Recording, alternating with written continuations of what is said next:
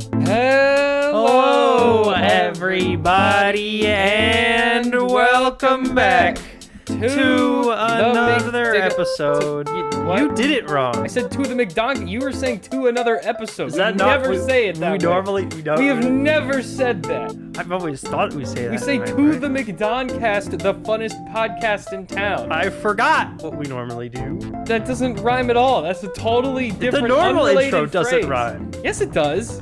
Welcome back we to rhyme the the word- McDonCast, the funnest podcast in town. Yeah, we rhyme cast with cast. You're just rhyming. That doesn't rhyme. Cast and cast both rhyme because they're the same word. That Yeah, so why are you arguing that That's they not don't rhyming. rhyme? That's just repeating. That's That's what rhyming repetition. is. That's how rap works. You just say the same word over and over again. That's not true. That is pretty much true. It is not. Anyway, Alrighty, let me give Patrick's you not guys- here. Not because he's out of town yet. He just fell asleep. He just fell asleep and won't wake up, and now he's not on the show. But let me give you guys a brief rundown here real quick. We got Disney. We got Teenage Mutant Ninja Turtles. We got John Wick. Strikes. The SPUMC is back at it again, as well as some other things. And for some reason, we're not talking about Tears of the Kingdom again, even though we definitely should, because it's been like 3 weeks now. Today we're going to talk about The Little Mermaid. That's what everybody wants to hear about. That is what It's the most controversial. It is is the most controversial film of this week.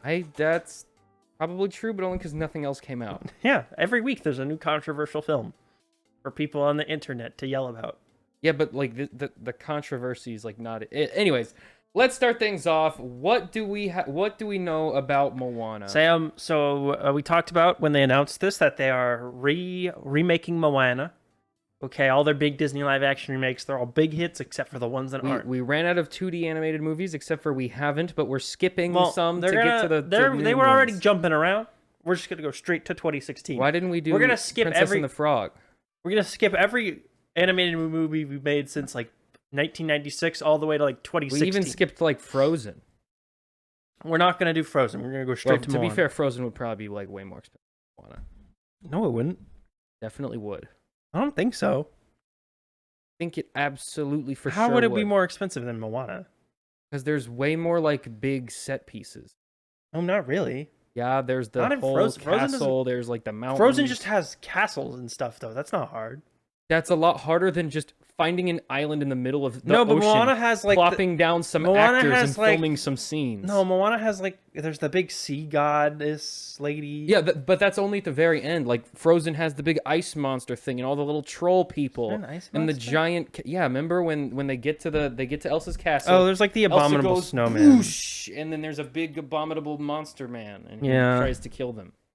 They'll remake it eventually. It's just a matter of time. Also, she freezes like an entire like. They like, should do Frozen 3 before they do the every remake. set piece in Frozen would have to be almost fully CGI, whereas in Moana, like you can have like a real boat and you can have Well, like but a they real won't. island. You know what they'll do is they'll just put a boat in a blue room, and that's the ocean. Yeah, I know what that's what they'll do for The like, reason the the re- ocean scenes. the but re- the I'm reason- talking about the scenes where they're on an island. Like they could definitely just go to an island. The reason they're remaking Moana is because Dwayne Johnson is desperate for work, and he likes money. Yeah, but and this is a project he's involved in. I'm just saying Frozen would be a lot more expensive. Max is taking a nap. Max already gave up. To half of the hosts this week are asleep as of recording. All right. Anyway, so Is they're there any remaking other- Moana. Okay, they announced who's going to direct it. It's going to be Thomas Kail, who directed Hamilton, the Broadway show. That's good. He won a Tony Award. That's good. Direct- You want one of yeah. those? So, Jared Bush, who directed the animated film, is going to co-write the screenplay. Is he related to Jeb Bush? No, not related to Jeb Bush. Are you sure they're not related? I am 100% sure. Have you looked into it? I haven't, but if he was, he probably wouldn't be allowed to work here. Let's look into it. What's his name? Jared Bush. Jared Bush. I think there's more than one family with the last name Bush. Jared Bush. Dated. He's not. He just isn't. Bush family. He said his name was Jared. He's not on the tree. That. Wait, how do you spell his name? Jared. Jared. Or is it spelled a different way? That's Jared. Okay, there's no Jared. Okay, There is a Sam Prescott Bush. great. Thanks, Sam. Pauline Robinson. Dana Robin Bush. Ledoux Miller is gonna co-write the Wait, Jeb screenplay. Bush's name is John. His name's John Ellis Bush. His name's not even Jeb. Yeah, It's not even Jebediah. Like, at least I thought it would be Jebediah, because, like, that would you actually could shorten to Jeb. But his name's John, which is the same amount of syllables his as initials Jeb. are Jeb. Jeb. No one abbreviates their name that way. He does that. Unless you're like R2D2. Why would you abbreviate your name that way? I don't know. Is this MASH? Well, remember when his campaign sign was just Jeb? So what? So that's like always what he went by. So he goes by Jeb. He goes by, but then he has Bush in his name. He wasn't Jeb twice. Bush. He was Jeb. So he'd be Jeb Bush. So yes, John Ellis. He's John Bush, Ellis Bush. Bush. Yes. Okay. Anyway, tell me about the Moana. It's not even close to the dumbest thing Jeb Bush has ever done. Dwayne Johnson is of course returning to play Maui. He's going to executive produce along with Moana original voice actor Olia Cravalho. Okay, thanks, Max. Max said that's enough, but again, he's no one super can far hear away him, from the mic, and so no one can hear him. Makes it a pain in the butt to edit when he does that. She will not return to play the character in live action. She says she wants a new person to take on the role, but she will executive produce. What do you think of that, She should Sam? voice the character. What? Yeah, so have a live action person like do it and then dub them over. Like Star Wars did with Darth Vader. It looks to me like that like she doesn't want to do this and didn't want this to be a thing, but Dwayne Johnson was just like, "We're doing Moana again. I'll give you $1 million if you put your name on it." Yeah. And then she was like, "Alrighty, that's fine, I guess." What do you think, Sam? You think this will be any good? It will be as good as Moana 1, which was Moana original. Like a good 6 out of 10. What's a 6 out of 10? I mean, it was better than like your average kids movie, because like most Disney movies, slightly above your average Netflix like kids movie. I don't know. They've been dipping. They've been dipping recently. Have they? Strange World. That doesn't even count. Lightyear. Lightyear was a suck, but Raya.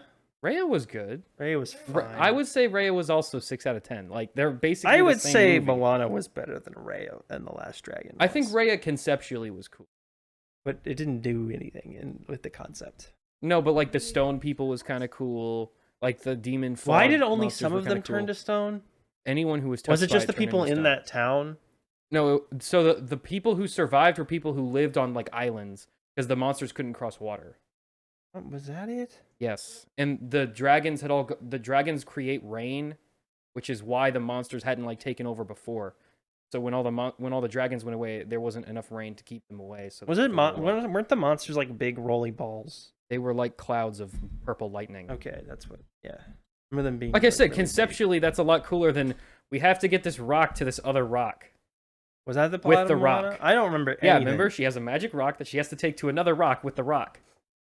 Wasn't her goal also to like unfreeze a bunch of stone people? No, it was to make Tahiti like go to sleep. Right. There was lava. I don't know The if fruit it's and Tahiti stuff or was Tahiti. dying. Yeah, the island was dying because the black tentacles were creeping on the island. Now I remember. Yeah, so she had to take a rock to a rock with a rock. Yeah. Whereas in Raya, she had to like revive the dragons. Yes. What are islands made of, Max? Which are? That's actually not true. You make glass out of sand. It's not the other way around. Oh, they're little what? Oh, they're little. Oh, so they are rocks.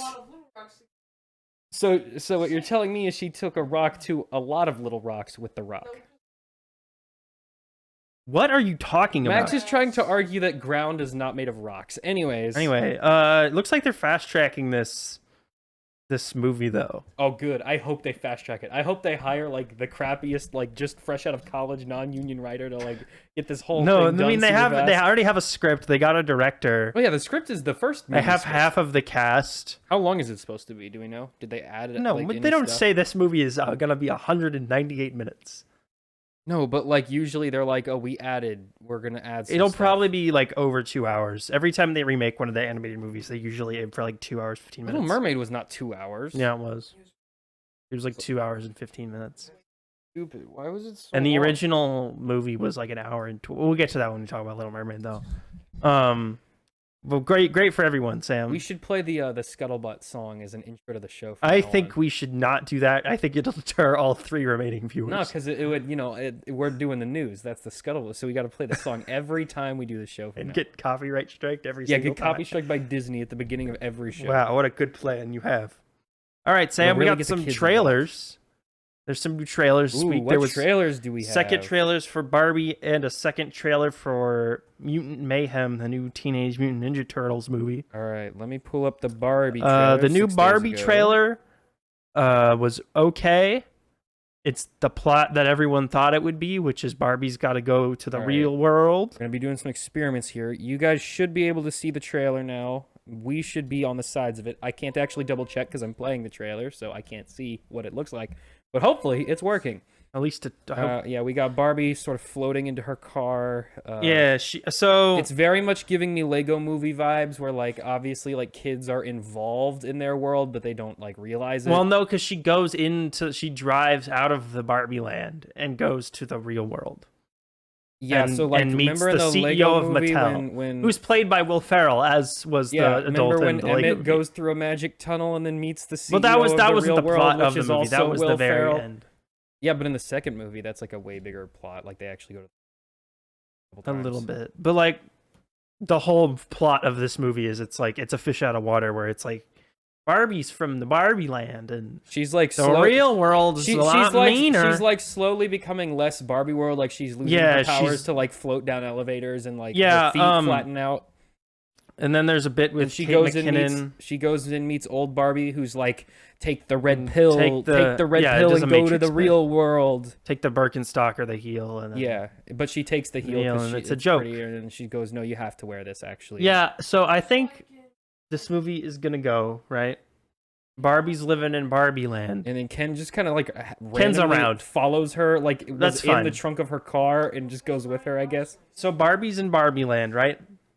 Barbie's getting slowly disillusioned with the Barbie land, goes to the real world, right? Mm-hmm. Discovers and meets the CEO of Mattel, who tells her, like, Barbies are just meant to be played with by little girls to dress up and whatever, and 50 sexism, right? Mm-hmm. And then she's going to be like, I reject that. I'm going to do lady whatever. from Superstore is in this movie. Yeah, everyone's in this movie. They also they said they're going to do an album that has like 1 million famous people doing songs. Barbie, this movie is for you. I think they may have misunderstood their audience. No, I think the movie is also about how like Barbie is stupid and old fashioned, and how like we're taking on gender roles. Yeah. Now on the album they are gonna do a new version of Barbie World performed by Nicki Minaj and Ice Spice. Barbie World, the song. Okay. That's fine, I guess. Want to hear who's on this album? Sure. Give me the rundown. Lizzo, Dua Lipa, Nicki Minaj, Ice Spice, Charlie XCX, that is Carol G, Tame Impala, Ryan Gosling's going to sing a song about Ken, Dominic Fike is going to sing a song. The band Haim. Okay, you can stop because we're at the point of the list where I don't know any of these I don't know who these people are either. Are just actors who are singing. I know Nicki Minaj and Ice Spice and like Lizzo. I know all those ones because those are just the currently popular like artists. Like that's just like most people know who those people are. This movie looks odd. Who? Tame Impala?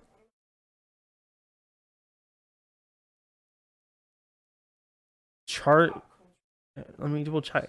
Is it like Charlie Chaplin? But Charlie like... No E XCX. Charlie No E XCX. It's not no, but like there is no E. You know how Charlie is normally spelled CHARLIE. There's no E. Oh, so it's just an I. It's Charlie. Yeah, it's just Charlie. Charlie XCX. Yeah. Okay. Anyways, is there any other Barbie news? No, I was just gonna say I hope. Because they're obviously selling it one way, and then the movie's going to be a twist on what you think it is, right? Mm-hmm. But I'm hoping the twist isn't just that it's like really talky. Like I hope there's a twist other than like it's straightforward, but we're going to talk about sexism. Like I hope that's not the only twist. I hope there's something else to like the actual story, or to like how they're going to present it. Yeah, or we'll it's see. not just the exact movie you think it is, but it's gonna get super political. I have a feeling it's basically just The Matrix, but with like Barbie. Like that's what it looks like. It's like gearing up but to with be. none of the action. Oh no, there looks to be some action in it, like trailer. Anyway, it's gonna make a lot of money. All right, let's 'cause look it's a at the meme. Ninja Turtles, the The opposite Ninja of Turtles Barbie. trailer. It revealed the plot line. It says new trailer starts now. He says, awesome. They're jumping around through the city of New York City, but it's like kind of gross, which is, I guess, more realistic than every other version of New York City in movies. Yeah, I don't. So the main thing that stuck out to me in this trailer is that the people designs are very ugly. They are very ugly to look at. I haven't gotten to the people designs yet. I just see the turtles. We're talking to a rat guy. All right, we're going through the rat, sewer. it's Splinter, Sam. Splinter's the only Yeah, it rat does not guy. look like Splinter. That's rat guy. Alrighty, we're back. We took there was no day-long break in between those two clips. I think everything's fine. I think we're all good, and it's been 2 minutes. Yes, only 2 minutes. Let's get back to exactly what we were saying about the Ninja Turtles trailer. That's correct. Sam, what were we saying about the Ninja Turtles trailer? I don't know. Let's see. We got April. We got some dude. They're beating up some dudes. Beating up a lot of dudes. A lot of dudes are getting beat up. Yeah, I think what I was saying is that I like the designs of the turtles a lot, and I like most of the designs for the other mutants. Yeah, I'm not a big fan of the human designs, just because their faces are like you need the mutants to like pop out of the real like human world and like pop away from the humans, and the humans and the mutants, like, not that they look like weird animals, but like their proportions are also like, yeah, they're like cartoonish kind of and off. They're very exaggerated. But yeah, you need the humans to kind of look. But by exaggerating the humans, you make the mutants less exaggerated. Yeah, you need the contrast, and I think the design they've gone with, I think, kind of hurts that a little bit. Yeah, all the humans just look like kind of like they were smushed a little bit. Like they made a clay model of a human and then just went and smushed it a little bit. I also wish it was a little bit brighter. I don't think the lighting I think looks good. I wish the colors would just pop like a little more. Because I think the reason it's dark is so that the lights pop more. They want to have more colors shine in through that way. Yeah, which is fine. I don't really have a whole lot to say about Ninja Turtles. Yeah, I mean, neither one of us are big Ninja Turtle guys. None of us are really big Ninja Turtles fans. I think I'm generally familiar with most. I think the most Ninja Turtles we watched was the first few episodes of the CGI reboot they did on Nickelodeon when it first came out, like the CGI reboot. Not that it was bad. It wasn't bad. We just didn't really care that much. Yeah, we weren't Nickelodeon kids. Yeah, we were Cartoon Network boys. Alrighty, well that's everything for that. Yeah, do we have it? And we were talking about the Barbie trailer as well. We pretty much said everything we want to say about Barbie, I think. You want to move on to John Wick? Let's talk about the John Wick franchise expanding. So Sam, of course, John Wick Chapter 4 came out. Wrapped up everything. Perfect, good conclusion. Was a real solid. Everything resolved. Spoilers for a movie that came out 3 months ago. It's been a minute, but is it on streaming yet? Yeah. He dies, right? Everything is over. Turns out no. So no, because at the very beginning they make up a new character and they're like, actually, she's really cool and she's gonna have her own. So during a recent earnings call, Lionsgate CEO Joe Drake announced that the John Wick franchise will continue. They are in early development on a direct sequel to John Wick Chapter 4. That doesn't make sense. And they're making a AAA video game set in the universe. Okay, that might actually be really cool. I would play a John Wick. I feel like that would just that would be a lot like GoldenEye. Yeah, it'd just be a really fast-paced action shooter. That'd be sick. That'd be awesome. If they essentially just made their own version of like Hotline Miami, where like, you know how that action scene in the fourth one where he's got the gun that like sprays. Hotline Miami. It's a video game. I've not played Hotline Miami. That's not what I'm talking about. Hold up. You know that's the action scene towards the end of Chapter 4 where he has like the gun that shoots like sparks. And it's all top down, and he's wandering through buildings. Shotgun? Yeah, if they do that, like that kind of style video, it's all top down, and it's kind of like Enter the Gungeons type. I don't think gameplay. that they would ever do that. I mean, I think maybe sections of it would be like that. I feel like they would just make GoldenEye, but with John Wick. It would probably be just a very fast-paced action shooter. That's probably what it would end up being. Like, yeah, like really tight level design. Like, this is my wish list for John Wick video game. really tight level design, enemy AI that's like actually good, and like animation and fights that are like almost feel scripted with how like the animation looks when you fight enemies. Yeah. Right? You know how some games like they almost feel cinematic whenever you're fighting enemies because of the way everything's like fluid and everything like that. I would want that. That's what I would want from a John Wick game. Story-wise, who cares? It's fine. See, the reason why I don't care about like if I think John Wick would make a great game because the story already is like basically irrelevant. Basically a video game story. Yeah, in the first place. It's already a video game story. John Wick 4 is a video game. There's just no gameplay. Yeah, it's just a cutscene. It's a cutscene compilation for a video game that's not real. And all the action sequences are just the part where you would be playing the game. Yeah.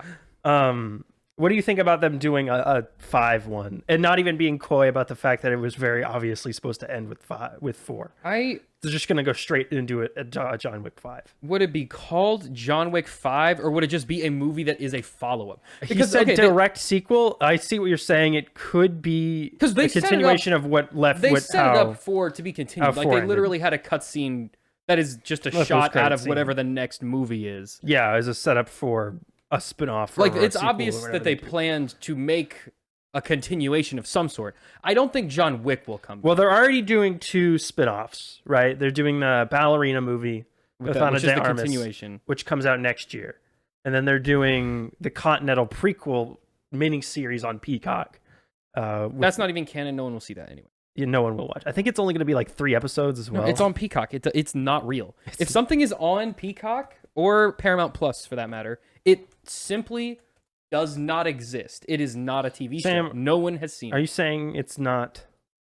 Are you saying Star Trek Picard doesn't exist? Yes. You're saying iCarly reboot doesn't exist? Yes. Are you saying Hot Wheels game show doesn't exist? Are you saying you've ever met a single living human being who has seen any of those shows?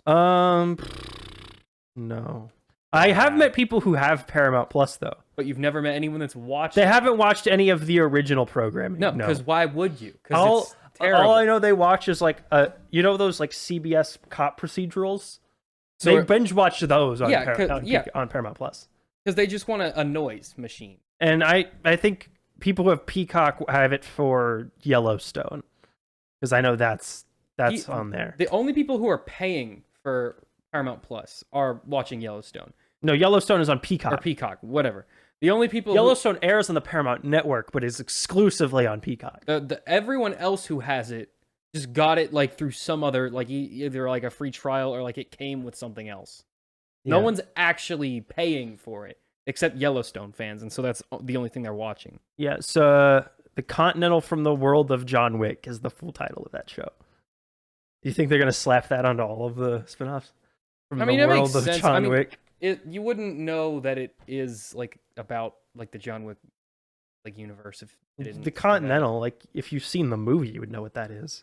Unless you want to get other people who haven't seen. But it's on Peacock, so people have to go out of their way to find it anyway.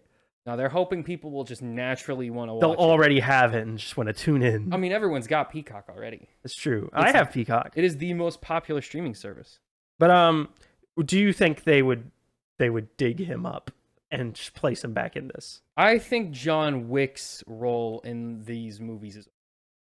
I feel like it isn't, though. I could see them maybe getting like a younger actor to play him, or maybe digitally de-aging him in like a prequel movie. Keanu Reeves is John. Like you can't. The character of John Wick is just Keanu Reeves. I don't see them bringing him back after the 4th one. I don't know. Like I don't see that happening. It's just. I mean, they could do that, but it would just be so lame. Like it.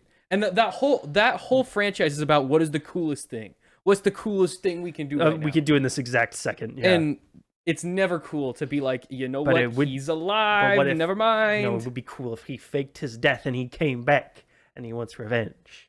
To be fair, we never see the body. Exactly. We see him pass out and we see his funeral. We never see him being like autopsied, which is the only way to know for sure a character is dead. And even then, you can kind of get around that. John Wick kind of goes by James Bond rules, where unless he is injected with a virus, shot multiple times, and then blown up by a ship on camera, he's still alive. And now he did get shot a lot, and he could very well be dead. That's the thing. If they want to just leave him dead, that would make perfect sense. I think that's why they chose that ending. If they want to bring him back, they could. It would be really lame, but they could.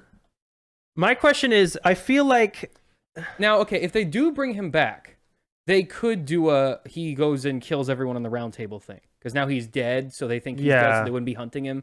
That could be kind of cool. That could be kind of fun to watch. But I think Keanu Reeves might be getting like a little too old to be doing all this crazy stuff. Almost 60. He's only almost 60. Yeah, I feel like it's interesting because if Chapter 4 had made more money, I think they would have instantly been like, yeah, we're just going to do John Wick again. I think people have seen enough John Wick. But the budget for 4 was $100 million, which was much more than 3 had. And it only made... It did better than 3 did, but not enough where it's probably warrants giving it that budget again. I honestly think people might be just done with John Wick now. I don't think people are tired of it. I think they just need to like stop. Like they've reached the exact point where people are good on it. And if they try to force more, I think it's going to be. That's what I'm saying. I think generally everyone who is interested in the John Wick story has gotten their fill of the John Wick story. Yeah, and I think Chad Stahelski, who directed all 4 of those movies, is probably done with it also. He probably also wants to do different stories. And Keanu Reeves probably wants to make a movie where he doesn't have to get beat up a whole lot. Doesn't want to have to fall down like a staircase again. Although he didn't.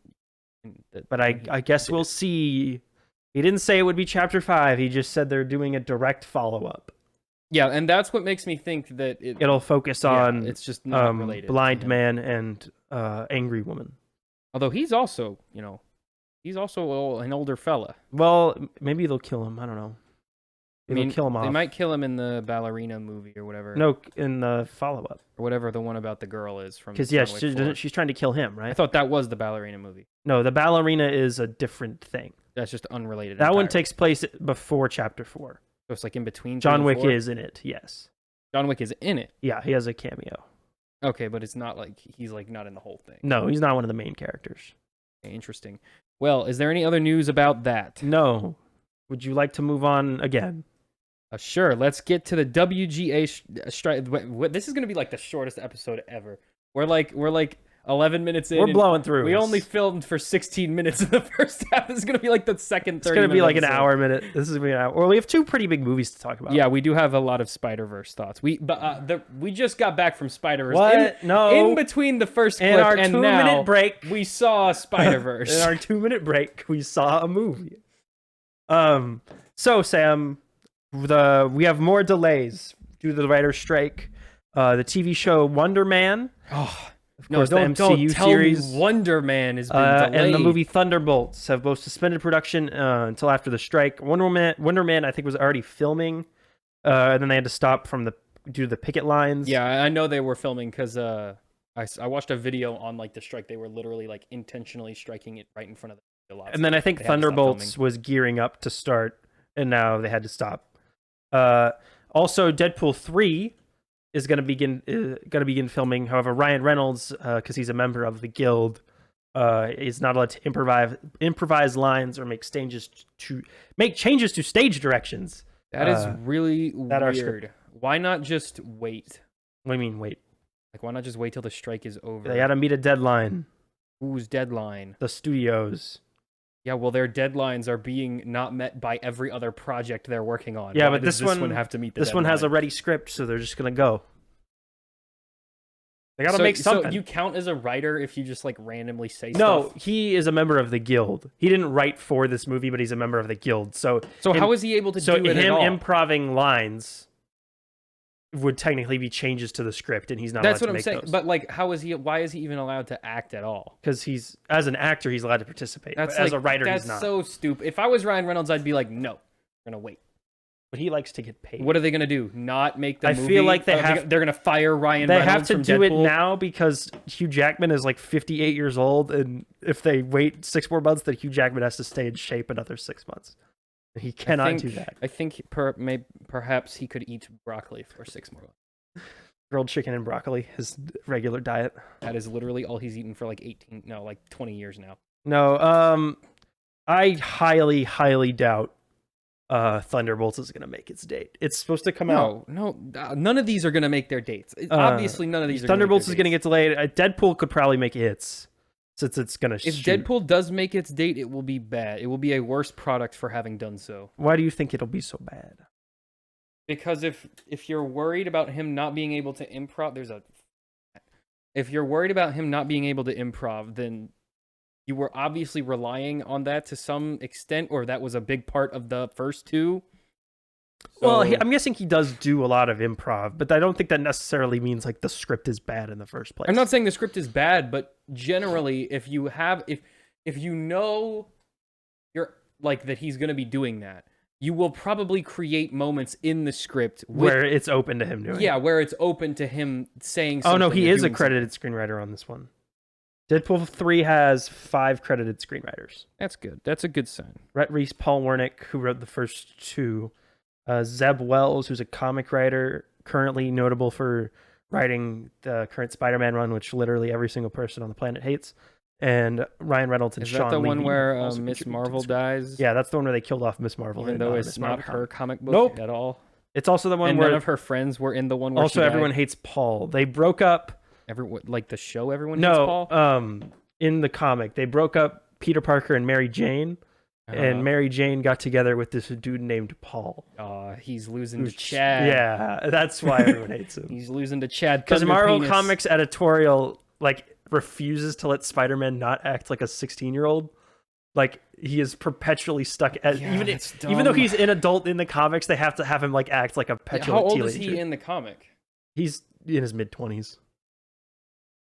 Yeah, that's pretty stupid. Yeah.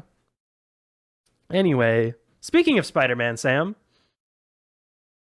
we got SPUMC news. More SPUMC. More SPUMC. Never stop with the SPUMC. This is our final news item. We are blasting. We are blasted through. There was no My news brain this is week. not working. Yeah, and then there's no news. We're in the summer, so everything's slowing down. I think there's not a lot of news about stuff being made. Now is the season where stuff comes out. Because it's the summer movie season, so now they're just focusing on getting everything out. The writer's strike is going on. So pretty much any development everything's halted. Is halted. And anything that they do have, Comic-Con's in a month and a half. So they're could pivot to more gaming news, but Tucker vehemently refuses to give any. I'll do whatever gaming. You want to throw in some gaming news? I don't care. Whatever kills time, Sam, on this episode. Have you heard the news about Optimus Prime? In Fortnite? Oh, he's coming to Fortnite. See, I'm not opposed to gaming news. I'm opposed to more Fortnite talk. Well, Fortnite kind of is the very epitome of the modern day media culture. What are you saying? Fortnite is the epitome of IP equals money. As in it's just a melting pot of bright colors and loud noises. It's a melting pot of bright colors, loud noises, and soulless cash grabs. And things you know. And things you know, exactly. And I'm not opposed to that entirely. I like Fortnite. It's a fun game. I like dressing up as Spider-Man and shooting Batman with Wolverine. That's fun. I like being Captain Jack Sparrow, who I don't think is in the game, and blowing up Optimus Prime. That's all fun and dandy. But my point is, it is literally the very incarnation of the singularity media hellscape that we live in. What are you talking about, Sam? Everything is fine and dandy, and IP will live on forever. And no one will ever get tired of seeing the same 7 movies over and over again. And Cena will eat the couch. And Cena will eat the couch by the time this episode is complete. But, yeah, so Optimus Prime, right in time for Transformers Beast Wars, is coming to... The Rise of the Beasts. Same thing. Can't wait. We might see that one in AMC theaters, you guys. We'll give y'all should we do an AMC theaters review since we've just not gone there in several years? I hate going to AMC. I think the last time I went to AMC was when we saw Raya? No, we saw it with Mama and Papa. It was over Thanksgiving break. No, that was Christmas break. I think the last time we went was for Raya and the Last Dragon. Because we saw that in an AMC. No, we didn't see it at an AMC. We saw it at a Frisco Cinemark. It was at an AMC. We just drove really far away. It was at an AMC. No, it was Cinemark 19. Cinemark was not playing the movie, so we went to an AMC. Why was Cinemark not playing the movie? Because Cinemark and Disney were having a fight. Oh, right. They were being dumb. Yeah, we drove 45 minutes from where we live to AMC, in another... I don't even know if it was in Frisco. It was in some It was not in weird Frisco. city. I think it was It was Firewheel. It was further away. Firewheel, which is like this weird little mini like strip mall city like next to Frisco. It's a really weird place. Anyway, we're getting way off topic. My point is, we have not been to AMC in a very long time. When did Raya come out? It was during COVID, right? March 2021. It's been 2 years. About. Yeah, almost exactly 2 years since we went. We should go to the worst one. The one in the mall. Yeah. Why? For the worst. Honestly, that one's like the best one. I think the one in the other one was worse. The other one wasn't terrible. It just wasn't dead. It was empty. Yeah. Well, we were there in like the middle of the day. And it was also COVID. Yeah. That might have been why it was completely Anyway, empty. Sam, more Spider-Man. We're gonna get some more Spider-Man later. We have so much Spider-Man to talk about, you guys. But Amy Pascal is on the red carpet for Across the Spider-Verse. And she confirmed that the studio is working on an animated female-led Spider-Verse movie that will come out sooner than you think. That's what everyone's favorite Spider-Man producer Avi Arad said. The studio is also working on Spider-Man 4 with Tom Holland. Yeah, they said that. But the writer's strike is paused, whatever development was going on there. They said, and they also said they want Tom Holland and Zendaya to both come back for that one. Well, I didn't think there was any chance that they would. I saw a lot of people complaining that, like, by bringing her back, it would undo the ending of No Way Home. But I'm like, yeah, that was... They weren't going to not bring Zendaya back. That was never on the board. That whole thing with her losing her memories was obviously... Okay. Anytime a character that is in love with another character loses their memories, the plot of whatever the next thing they do is, we have to get their memories back. That is always how it works. Well, Sam, true love is going to unlock her memories of everything the whole time. Yeah, they have the magical kiss, and then all her memories come back. All her memories will come back. Or they'll build like a magic science brain helmet, and it'll give her all her memories back. But some way or another, she'll get her memories back. They weren't gonna... Or they can just not address that at all, and Spider-Man just has to re-flirt with Zendaya is one of the most popular people on the planet. They're not gonna not put her in a movie. If you have the option to have Zendaya in your movie, you're not going to say no. Especially when her boyfriend's the main character. Yeah. The only way that she wasn't gonna be in this is if they had like a really horrible public if they breakup. had like a dramatic breakup. Then they couldn't do it. And maybe it'll happen before this movie gets made. Maybe maybe Maybe he's got his eyes on Daisy Ridley, after their movie they were in. Oh, Chaos Walking? Yeah, Chaos Walking. Maybe they start a little secret romance. No, I do wish they would ship real people, by the way. This is a joke. I mean, Zendaya and Tom are actually dating, but I'm talking about Tom and you said Daisy Zendaya Ridley. And Tom like you know him, like my boy Tom. They know who I'm talking about. Tom Holland and Zendaya, last name not found. I think her last name is Jones. I think I thought Zendaya was like a stage name, and she it has is her like stage name. name. She has like a totally different name. I think I don't know. Let me Google. Is her name actually? No, wait. Are you saying her name's Jones because her name in the movie Coleman. is Michelle Jones? Coleman. Her last name is Coleman. Did you think it was Jones because of the movie? Her last name is Jones. I guess. I don't know. It was just in my subconscious. I forgot that was her name in that movie. Yeah, her name is Michelle Jones. Her name is Michelle because they didn't want to call her MJ. Because they did want to call her MJ. Until they were just like, she's MJ now. They didn't want her name to be Mary Jane. Yeah, for some reason. Because Michelle Jones is so different. Because they didn't want any association with drugs. No, I think it's because they were like, this Spider-Man is slightly different than the other Spider-Man. His aunt dies instead. It's a little different. And his uncle is probably is also already dead, and presumably also told him with great power comes great responsibility. If they do a Spider-Man 4, I don't know how they're gonna top the third one in terms of scale. I don't think that will be. They could definitely top it in terms of quality. You could make a better movie than Spider-Man No Way Home. Yeah, you couldn't make a more artificially hyped up movie than Spider-Man No Way Home. Nothing will ever meet the hype of impossibility that Spider-Man No Way Home had, because it was a movie that the fans imagined. They went nuts. It was you had to be there for that, man. It was the most people perfect... were freaking balls out running around the room about Spider-Man No Way Home. Spider-Man was the Spider-Man movie in the dreams of every Spider-Man fan. Yeah. It is a movie that for all intents and purposes shouldn't have been able to exist, but somehow does. But, Sam, maybe they can cross over Venom. Would that excite you? Well, Venom's in the MCU. There's a symbiote in the MCU. And you're telling me they're not going to do Venom? No, they will do Venom. Yeah, okay. Well, do you think they'll do Tom Hardy Venom? Do you think Tom Hardy Venom will No, they'll do Flash Venom. They'll bring Tony Revolorian. Yeah. But he's not like Flash Thompson. No, Flash but Thompson. his whole thing in the MCU is that like, and he doesn't know Peter Parker anymore. But that gives him all the more reason They to don't like, even try and But they don't even go to the same college. How would you do that? just make it so he goes to their college. Gets into MIT after not having graduated high school. Did he not graduate high school? No. Why didn't he He graduate? has to high get his school? GED, remember? No, I thought he already. No, he got into MIT. No. Yeah, He did, but then they erased his memory from everybody. No, I thought Flash got into MIT. Flash did, but Peter didn't. No, Peter still could have. In this universe, he could have. He didn't before because they knew he was Spider-Man. But in this universe, no one knows Spider-Man exists, so he could have just got in normally. But no one knows who Peter Parker is. There's no records of Peter Parker. Oh, I don't know. Maybe he. If you remember at the end of No Way Home, you see him and he's got like his. Okay, by that logic, GED he's not going to be with Zendaya either, and we know Zendaya is going to be in it. What if she winds So you're up? arguing a scenario What if that she will winds not up happen. at the local New York Public University? No, he'll just go to MIT. That's the easiest No, thing to do. they That's just won't what do they'll it in do. MIT. They'll have to do it in New York. Spider-Man doesn't leave New York. Oh, he might. He could. What if he does? That would be. I think every single MCU Spider-Man movie, except the riot. first one, he leaves New York. I would riot if Spider-Man 4 takes place in Massachusetts. The second one takes place in like Spain. It's true. He does go on a world traveling adventure, but like he lives in New York. Spider-Man always lives in New York. You can't have Spider-Man leave New York.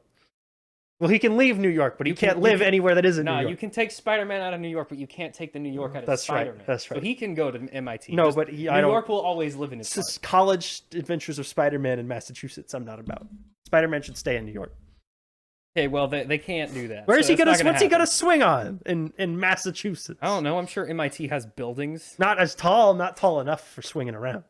I'm pretty sure it's a swing off of him. They only need to be like 12 feet tall. Like, he just wouldn't be swinging very far. Nah, you gotta have the tall buildings for him to swing around on. Otherwise, what are we even doing? Just do like every Spider-Man video game where whenever he swings over the ocean, I think we've he talked just about this magically before, flies. but who would be the villain of a Spider-Man 4?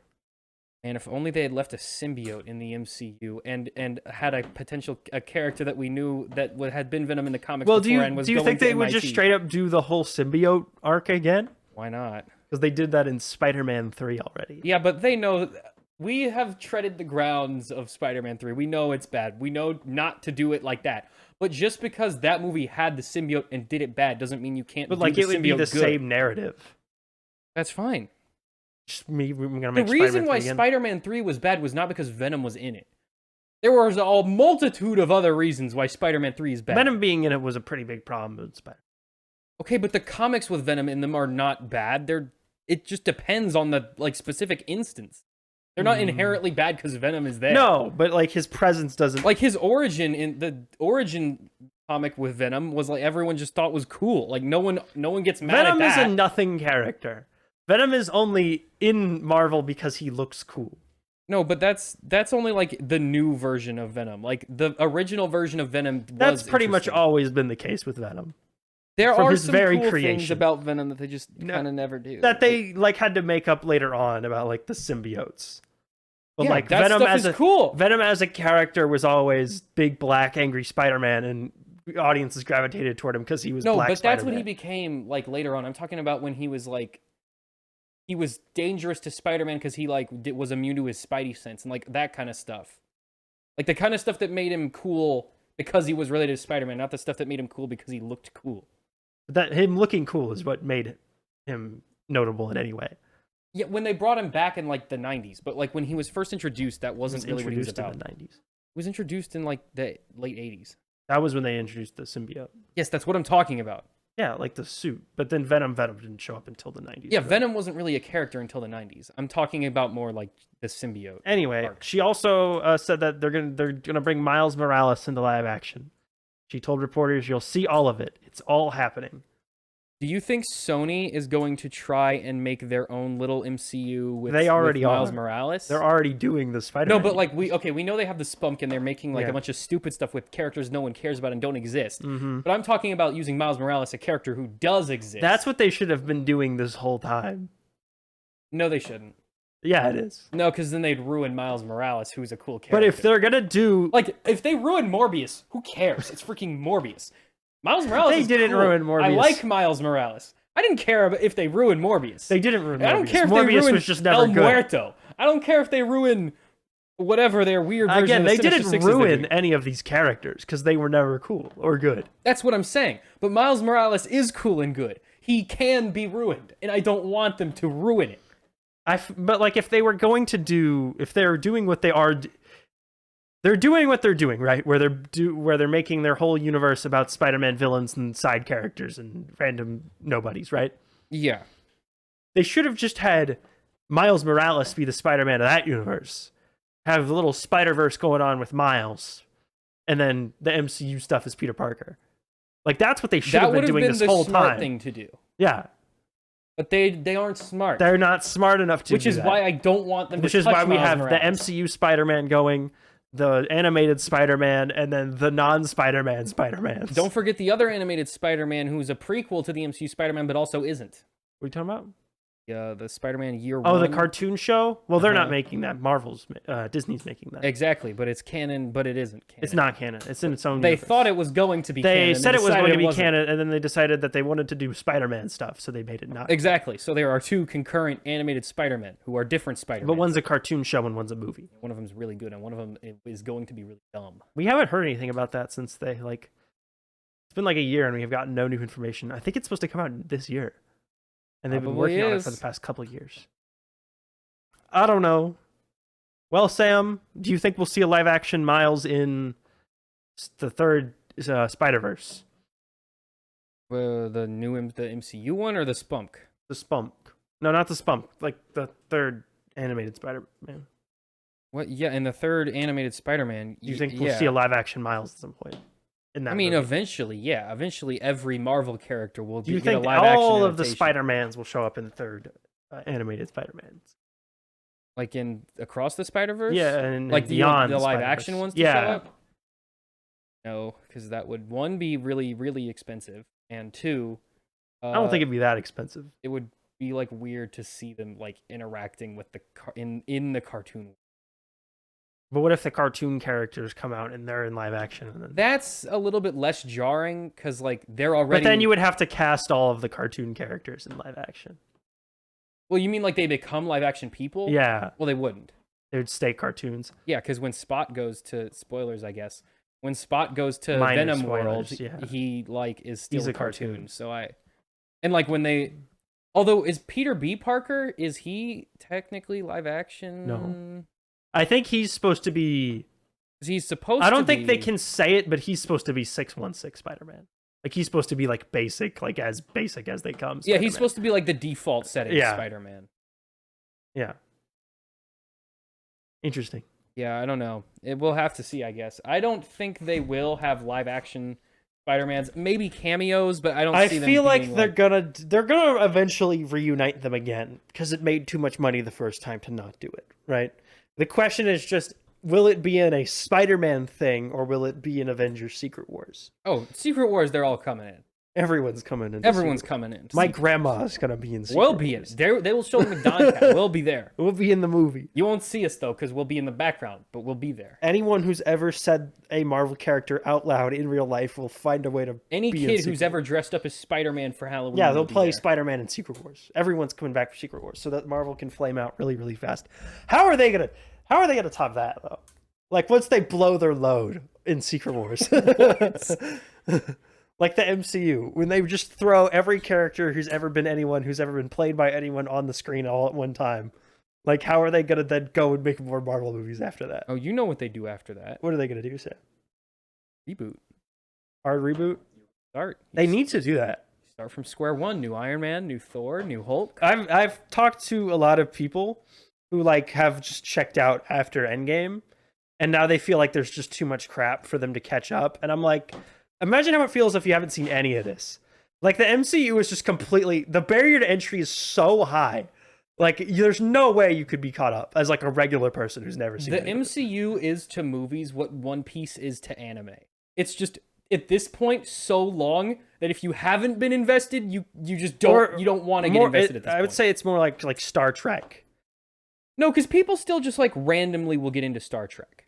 Like people will still randomly just watch. But other you shows. can't just start at a Star Trek TOS episode, season 1, episode 1, and then just watch everything up until like the new stuff. It would take you literal years. No, you of your can't. life. But no one does. That's what I'm saying. But I'm saying that's what it would be like to start with the MCU at this point. No, but the MCU is not so big that it's impossible to catch up. You could. It's got it would like just take a while. You can't catch up on Star Trek. You will die before you finish all the content there is to watch. There's 30. That's or 40, why. That's why I say it's more like One Piece, because people to this day still catch up. 30 to it. some odd movies, then the TV shows, then the television specials, and then there's the adjacent stuff if you really want to see everything. There's the Amazing Spider-Man and Tobey Maguire's Spider-Man and then old X-Men are coming back. That's all canon now. Everything's canon. Technically, the animated Spider-Mans are canon. Technically, Venom is canon. Venom was in No Way Home. Remember that? Remember when Venom was in No Way Home for 3 seconds? Everything. Danny Rojas from Ted Lasso was in No Way Home. Is? Yeah. He played a bartender. Oh, yeah, he was the bartender. I still like to imagine that's what he does. I like to imagine like that's the character of Danny Rojas. Especially since he just plays the same. Yeah, he's like doing the same voice and everything. Anyway, Sam, are you excited to see more Spider-Man, Endless Spider-Man, Spider-Man Forever? It never Spider-Man stops. into the Infinityverse, because it never ends. They're doing that. They're doing that animated female-led Spider-Man. Do you think they'll do more animated Spider-Man stuff? We know they're doing after they're done with the next one next year. We know they said that they're doing a Spider-Gwen animated with all the females. No, or it was either is it a movie? They're doing an animated Prime. They're doing an animated movie with all of the Spider Women characters. Okay, then this is. And then they're doing a live-action Silk TV show, which I think is what you're thinking of.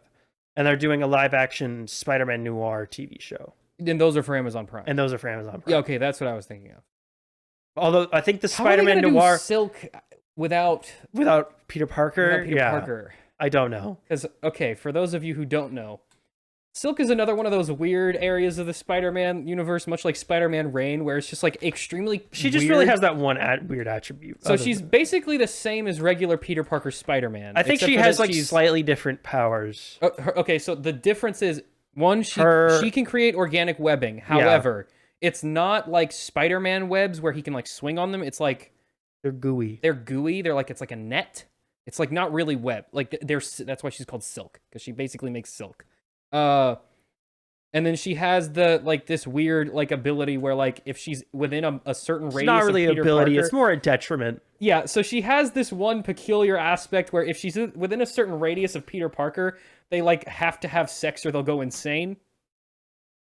So that's definitely not the author of the comic book just like self-inserting like their weird fetish. The explanation is that the spider that bit Peter Parker bit him and then crawled away and then bit Cindy Moon and then died. So they were bitten by the same radioactive spider. Do they like live in the same? Okay, which version? And the of Peter explanation, Parker? Like the base 616 Peter Parker. So when he's on a field trip or when he's in his apartment? Field trip. So it just like she was like just goes to the same. She school? She was in the same class. It bit him and then it bit her and then she was like kidnapped. Her powers just not developed. No, and then she was like kidnapped and like put in and then she was like put in hiding for however many years. And like no one in her class. That was the excuse. No one in her class ever thought to be like, "Hey, where did Cindy go?" Well, maybe they did, and Peter Parker just didn't care. But like, that was the explanation for why she didn't appear in Spider-Man comics until 2014. Like that was just there so that they could. Yeah, so they have an excuse for why she hasn't been there this whole time. Yeah, it's still really dumb though. The Sony Spider-Man universe. And then Spider-Man Noir, I think, would be cool. And I think Amazon. Although I think they're not. It's not going to be Spider-Man Noir. Is it a different Spider-Man Noir? It was revealed that a television series based on the Spider-Man Noir character was developed from Oren Uziel. I guess it is Spider-Man Noir. It wouldn't be Nicolas Cage though. Well, I don't really care if it's Nicolas Cage or not. I'm more concerned of like, is it like the hardcore Spider-Man Noir or is it like Spider-Verse Spider-Man Noir? I think it would be family-friendly Spider-Man Noir. But it's on Amazon Prime, so they could go hardcore if they want to. But I think it'll be family-friendly for the kids. But I want to see the Vulture eat his dad. But they can't call it Spider-Man Noir if it's not family-friendly. Yeah, but they can put a little blurb. It's like mature audiences, and then you're good. But Spider-Man is a family-friendly character. Hey, but Invincible is a cartoon, and he looks kind of like Spider-Man. Invincible, so little kids will watch it and then be like, "Oh my gosh, Mom, But the Invincible comic was never sold to children. Like Spider-Man, the character is at its core a children's character. Yeah, but this isn't like regular Spider-Man. But it says Spider-Man, and it's gonna look somewhat like Spider-Man. And it's a guy named Peter Parker. But if a little kid picks up the Silk comic, yeah, they're also gonna be like, "Mom, what's this?" Like it's not purely for kids. There have been adults. I'm not saying. I know. I'm saying like, but at its core, like they have to appeal to children, well, so they don't that it makes more money. And that's not true. When you appeal to adults, it makes more money. Literally always. That's not true. Why did Minions make so many dollars? Why does Lego only make adults for 40-year-old? Well, that's because their prices have gone up so high that it's completely inaccessible to children. Right, and also, who has the ability to pay for the higher Adults. Prices? Exactly. Who's gonna pay for Amazon Prime? Little Timmy, who doesn't know who Spider-Man Noir is, or their dad, who's like a really big comic. It's getting nerd. really hot in here, by the way. Yeah, it is really hot in here. It is 90 degrees outside. All right, pause it real quick. Okay, but yeah, I think it would be cool if they did like a grown-up Spider-Man Noir. Also, I don't really know how you... That version of Spider-Man is very much like, kind of like hardcore. He does have a normal, regular He does job. beat up Nazis and straight up shoot people. But only criminals. He's only shooting criminals. Probably. Yes, maybe. Although I guess if it's in the Spider-Verse, would it be the same version of Spider-Noir we've seen in the cartoon movies? I don't know. You think... Well, Nicolas Cage isn't doing anything else. He's also kind of old, though. Yeah, but like, I don't know if he wants to Spider-Man wear Noir, I think, is kind of like... I don't know if he wants to wear a Spider-Man outfit. Well, he doesn't have to wear the Spider-Man outfit. Someone else can do that. He just has to... That's true. You could just do the voice. He could Pedro Pascal it and not even show up. Did you see Pedro Pascal said, like, moving forward, he's just... Yeah, he's just like, I'm not even in. I'm not going to do it. No, he straight up said, like, I just do the voice. I just do the voice. I'm fine with him doing that for all, like, as long as, like, once in a while. He does... I just want him to do, like, scenes with his helmet off. Like, and I want him to do those. I don't care if he doesn't do it all the time. Especially now that we have the fountain of you can break the rules and just go take a bath and you'll be fine. Like, there's no reason for them to not take their helmets off now. Yeah, I don't really care that for, like normal every episode where it's just him in the helmet the whole time, it's not him, that's fine. It probably never was from the beginning. Yeah, that I don't care. Then you need a scene every now and then where he does take his helmet off, just so you can remember that that's like supposed to be a real guy. Just so that when you say... And not just a faceless guy with a tin can on his head. So when you say Pedro Pascal plays the Mandalorian, you don't feel stupid for saying it. He voices the Mandalorian. Anyway, Sam, want to talk about some movies? Yeah, is that it for the SPUMC news? I'm digging through. I'm seeing if any other news is broken while in our 2-minute break, if you know what I mean. I think I checked. There wasn't really anything else. No, Dwayne Johnson is coming back to Fast and Furious. He officially confirmed. He posted a video on Twitter. Yes, he said not only is he coming back, but we actually do have a little bit of news there. They're doing a Fast and Furious movie starring him as Luke Hobbs, but it's not a sequel to Hobbs and Shaw. And it's taking place in between Fast X Parts 1 and 2. Yes. And it's supposed to be like the interlude in between them. All makes sense to me. Which means it's going to have to come out like next year. Or Fast X will have to be pushed back. Maybe this is what Dwayne Johnson meant when he said it's going to be a 3-part finale. Did Dwayne Johnson say that? I thought Vin Diesel said that. Yeah, that's... Yeah. Maybe that's what he meant. Because Fast X Part 2 is supposed to come out in 2025. Like, this movie would have to come out next year. I could see them doing, and this would actually be a little bit cool if they did it this way. They already have a script for it. I think it would be cool if they had Fast X, like, go the way it goes. And then the Hobbs movie is just the story of basically just how he ends up in that theater for that post-credit scene.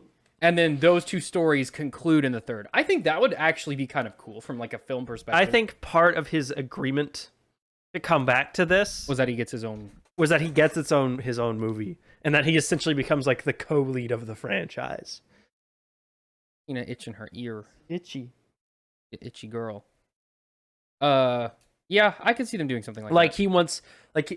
He wants to be like the same size on the posters. They said that they've squashed their beef now. They've squashed their beef, and he's coming back, Sam.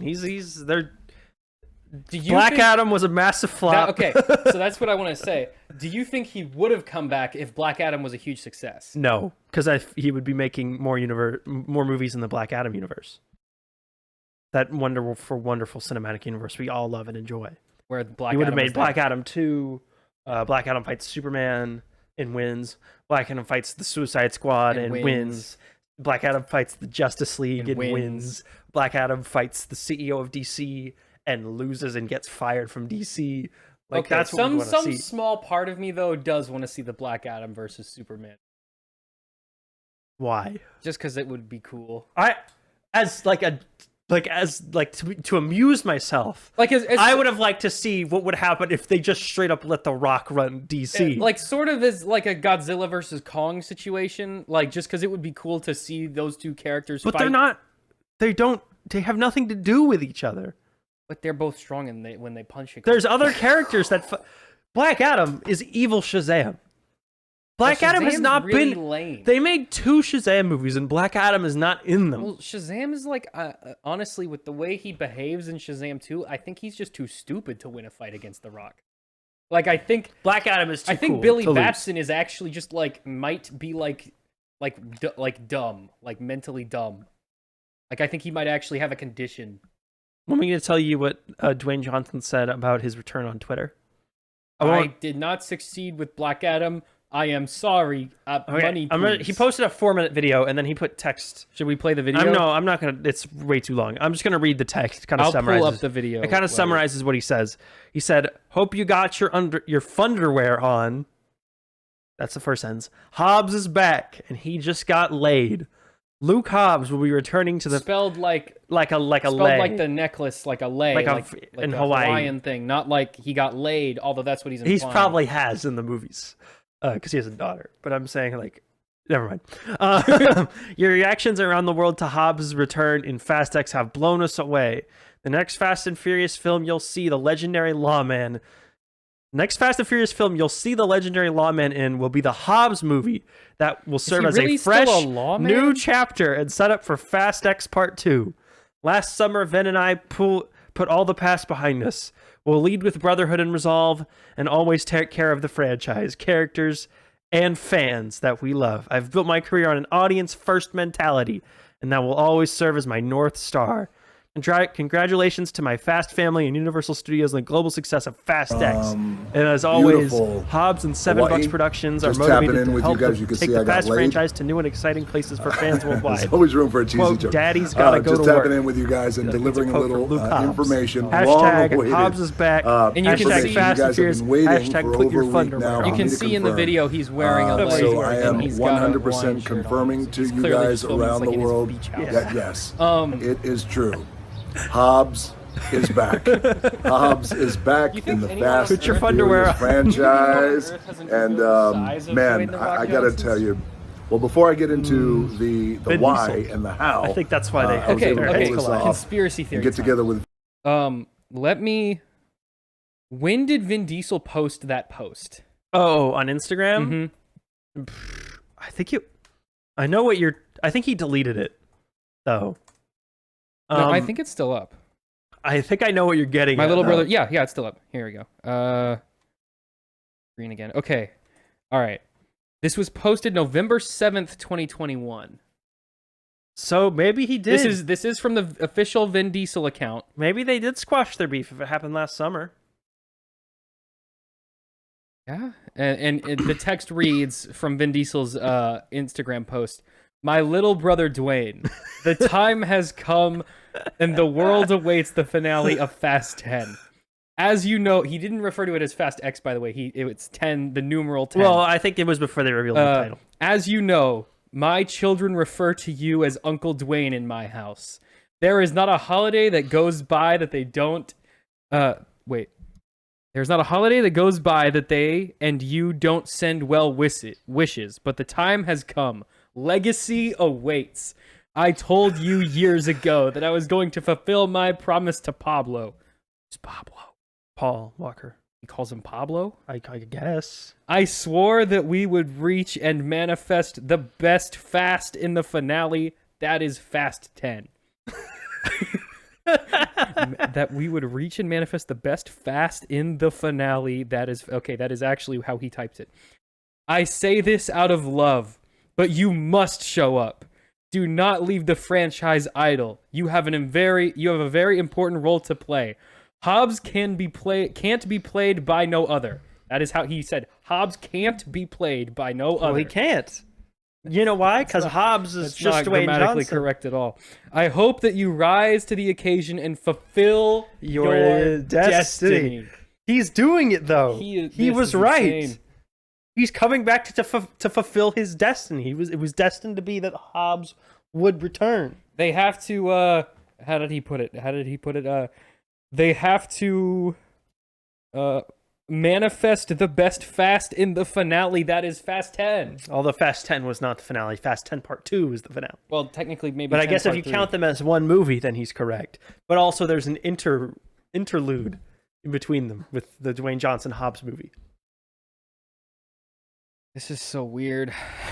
What do you think, though? Hobbs solo film. All Hobbs all the time. Not Hobbs and Shaw 2, just Hobbs. Fast and Furious presents Hobbs. Hobbs and Hobbs. Hobbs and more Hobbs. There's two Hobbs. Ha and Hobbs. It's going to be Hobbs and his daughter. Because they're trying to set up for Fast and Furious Jr., right? Oh, she's licking her foot. It's fine. She's supposed to do that? I thought her foot was No, hurt. that's not where her foot was hurt. Okay. It's a different part of her foot. That's like her... Our dog hurt her foot, but she's okay now. Sort of. She's just licking herself because she's a cat. Anyway, what was I... I think they're trying to set up Fast and Furious Jr.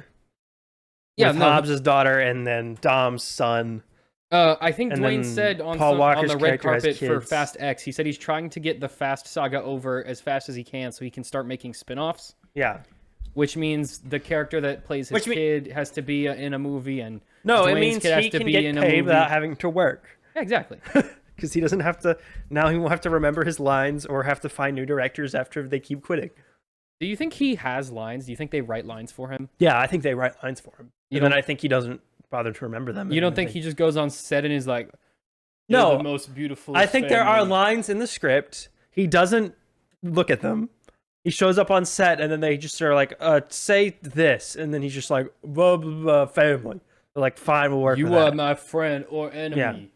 I think they've cleverly made it so he doesn't really work with any of the other actors in the he's cast never anymore. on screen with any of them. So I feel like that was their way of like, the other actors are probably really annoying when they'd have to film a scene with a guy who didn't know his lines.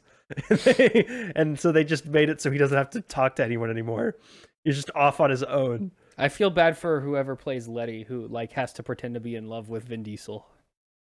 That's the greatest acting challenge I think anyone's ever She should had. get an Oscar. She for should that. get an Oscar for pretending to like him, not only on screen but in real life as well. When did this become beautiful world? I will never get over that. That will forever be the peak Vin Diesel moment. It's wild to me that Fast X is underperforming, and they were on top of that they were just like, you know what we should do? Another Fast and Furious spinoff, and do it next year. Do 3 years of back-to-back Fast and Furious movies. Do you think that? So they have to already have a script for Hobbs then? Yeah, they do. They already have a script for it, which means it can get going. Yeah, which means they can just pump it out right now. Which means this must have been in the works for a while, months ago. Yeah. Which it's weird that... I mean, presumably over the summer. I mean, that's what the Rock said. Yeah, presumably they got started working on this like mid to late last year. I still want to know like why they actually... Which makes me wonder why they didn't try to find a way to put him in Fast X in a larger role. Well, I think they wanted it to be a surprise. But it's not a surprise. Like, the only reason it's a surprise that he's in it is because they had an off-screen feud. If you didn't know that, then that's not notable that he's in the movie. If you care enough about the Fast saga to like watch 10 of them, yeah, you probably know that. But if you're a general audience member, you probably didn't know that. No, but they're just going to be excited because they see The Rock. That would be like if they were making Captain America's 1, 2, and 3, right? Mm-hmm. And after the second one, Chris Evans and Anthony Mackie had a big feud. So nobody knew if Falcon was going to be in the next movie, and then they had a big reveal that Falcon was at the end of Captain America 3. After he's been gone for 4 movies. Yeah, that wouldn't... To the general audience, I'd just be like, oh, this character that's normally part of this universe is just still here. But if you like, that's not it wouldn't be notable to anyone unless they knew that there was a feud going on. I think that's why they tied the villain to the last movie he was in. To Fast 5. Yeah, that's not the last one he was in. or like the to one whatever. Of the that was the one where he was introduced. Was to the one where he was like it's the one where Dwayne most Johnson prevalent. Kills the father of the villain of Fast 10. Again, I don't know if we talked about this when we talked about Fast X. I think I was going to, and then I forgot. But I love that part where they pull the safe out, and then it's revealed that Jason Momoa is standing and then there. They cut back later. Spoilers for Fast X. Like, at the very end of the movie, they cut back to that flashback, and another villain character walks out. Was also standing right there. It's just so dumb. I hope they keep cutting back to that moment and more characters just every single villain they've they ever get to fought. the point where as the movie keeps going, it just turns out every villain they've ever fought was also there at the same just time. Working in this and office. Alive again. They were, including the ones that had yet to be introduced at that point in canon. If Gal Gadot is alive, why was she working for like the most for Cypher? Yeah, the most evilest. I don't they've know. Had. Maybe they'll explain it in Fast 10 Part 2 or in died, the Hobbs solo. She died like relatively early on. She in the died universe, in right? Fast 6. Okay, never mind. That's pretty deep. Yes, she died in Fast 6. That's still 2 movies before Cypher was even introduced. Yes. Well, I guess she didn't die. She faked her death in Fast 6 and then just decided to not do anything. So is she just evil? Tokyo then? Drift, Furious 7, Furious 8, Furious 9, and Hobbs and Shaw, and most of Fast 10. She was just chilling. She's just at home. Yeah, she was just taking care of maybe she was kids. Maybe she was in a coma. Maybe she like almost survived. And that's why she didn't reach out to Han. Yeah, definitely that. I don't know. Anyway, that's enough lollygagging. You think we burst enough time now? Yeah, let's talk about Little Mermaid. Or you want to do Little Mermaid first? Yeah, let's get. So we're going to talk about Little Mermaid, and we're going to talk about Spider-Man Across the Spider-Verse. 2 films made for very little children. I do feel a little bit bad that no one cares about Little Mermaid now that Spider-Man's out. Like it's gone. It has disappeared from reality. I don't think entirely. that's true. I think they're going for slightly different demographics. The only remnant of Little Mermaid in popular discussion as of today don't do that. is like people clowning on the Scuttlebutt song. Well, they do appeal to different. Speaking demos. of which, did you see Ben Shapiro's take on the Scuttlebutt song? I did say he hated it. He said that Which it was he's not wrong. It's he very said bad. that it makes waterboarding look like a walk in the park. That's a little extreme. Because Aquafina sang like a 30-second song. I think it's like a minute and a half. It is a terrible song. It is awful. It's god awful. It's terrible. It's the worst song in the movie by far. But yes, would I rather listen to that song or be waterboarded? I would rather listen to the song. So Little Mermaid, Sam, directed by Rob Marshall. It's a remake of the 1989 film The Little Mermaid, which is about what? Well, the title basically says it all, doesn't it? You're supposed to summarize. Okay. So there's this mermaid named Ariel, and she has a dad who has banged one woman of every race. Okay, that was it's like, how many wives does this guy have? So Poseidon has a bunch of daughters. King Triton is not Poseidon. No, whatever. Poseidon has a bunch of daughters, and because I don't think they ever say him by name in this one. I think they only call him the Sea King. No, they call him King Triton. Okay, well, King Triton, who is definitely not named that because he carries a trident around. Correct. In this movie, I don't know if this is in the original one because I haven't seen it since I was like 8. But he has a bunch of daughters, and they all like unite on this one special day because it's the blood moon or something. Yeah. And then Ariel wanders off to a ship, and she sees it crash, and she uses her siren song to save Daniel White Guy. And he survives, and then they all get very mad at her because she isn't supposed to do that because her mom died doing that. Even though, or something related to that, and also, even though presumably he's had multiple he's wives. He's had roughly 9 One of his different wives died doing that. So I don't really know. How all that works, but anyways, apparently her mom died doing that. So he really doesn't want her going to the surface. But then, the evil Ursula octopus woman is like, what if I give you legs but you can't sing? And then Ariel's like, okay dokie. So she gets legs and goes to the surface and meets Daniel White Guy. But he's like, I'm looking for the woman who sings this magic song, but she can't sing the magic song even though it's her. And then so hijinks ensues.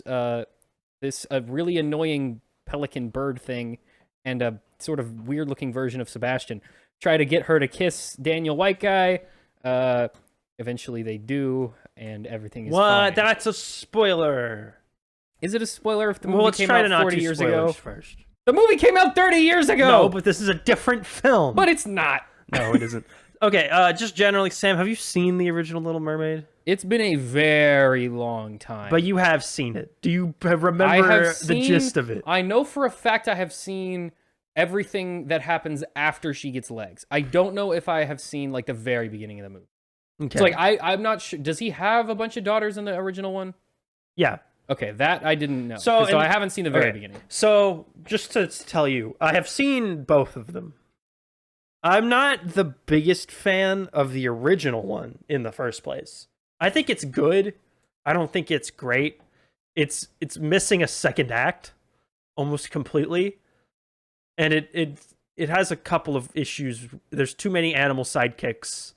It's got a couple of problems. This one, the remake, doesn't really change. Has almost all of those same problems.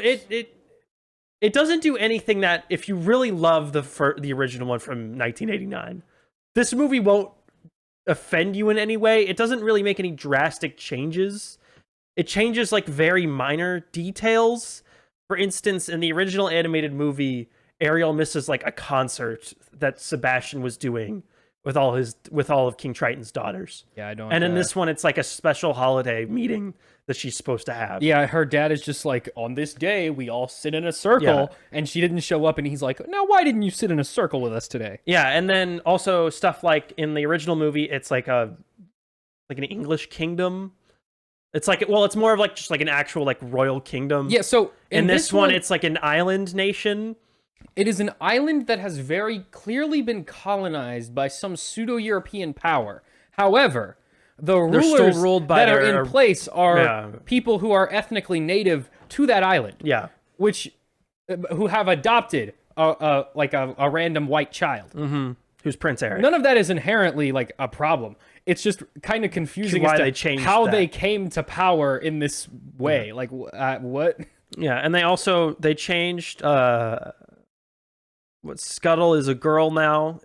I didn't know that he wasn't. And is now... They weren't. Is now a diving bird. Yeah, slightly different kind of bird. Instead of a seagull, which is... There's a really... Just a bafflingly dumb scene. They just wanted to have the bird is underwater. One time. And can breathe underwater, basically. Well, no, he can't. She can't breathe underwater because she says at the end of that scene that she has to go back up for air. But she's like standing there presumably talking. She can just hold her breath for a really long time. But why did they... In the original movie, he's just hanging out on like a rock in the Ariel middle of the ocean. And the fish and they just go Sebastian up to see him. Can all breathe on land. Just the bird goes underwater. They changed it so that the bird goes underwater to see them instead of them going above the water to visit him, which would make more sense. I know, that's what I'm saying. Breaking King Triton's rule, but in this one they're not.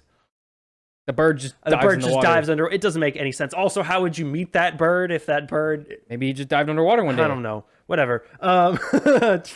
Who knows? But yeah, it makes a lot of like just minor stuff. One thing that I thought was just kind of lame was that in the original one, like the Mer people have like a society that they have built. Yeah, there's like they architecture. Have built cities and they have culture. And this one, they're just kind of around. And like King Trigon or whatever, like just kind of sits under a rock. Yeah, they don't show you a lot of the mermaid city in the original one either. But you know that there is. But you know it's there. In this one, it's more of like it is literally it's less fantastical. Rock. It is. Just it looks like underwater. just a big pile of coral in the middle of the ocean, and it's not illuminated. You don't see like a bunch of people like swimming around. They just show you a big pile and then like King Triton's throne room. There's like a little dome rock that he sits under, and then there's a tall rock that he sits on. Yeah, and that's it. There's no like throne room. There's no royal anything. He just kind of sits in his little rock. Which kind of goes with the whole production design of the entire movie, which is just kind of bland. Which was the kind of the whole movie for me. It felt like with like really one or two exceptions, that most of the people in this movie were just kind of doing the bare minimum. I think that the whole movie should have looked like when they did the Under the Sea number. Like the whole underwater world should have looked like that. Like where there's like a lot of colors, there's a lot of movement, it's there's a lot of different contrast with the different animals, and then after that, it's just like, oh, well, there's some more rocks. Yeah, the problem with the underwater stuff is it's just like a bland void. They don't do anything to make it fun to explore. No. Which I guess is okay, because the whole reason Ariel wants to leave is because it's lame. So I guess if that's what you're going for, then you've succeeded. But I felt it's not interesting to look at. Yeah, when the majority of your movie takes place there. In this nebulous, very lame landscape. And if it was more similar to the original one, where very little of the movie actually does take place underwater, that would have been okay.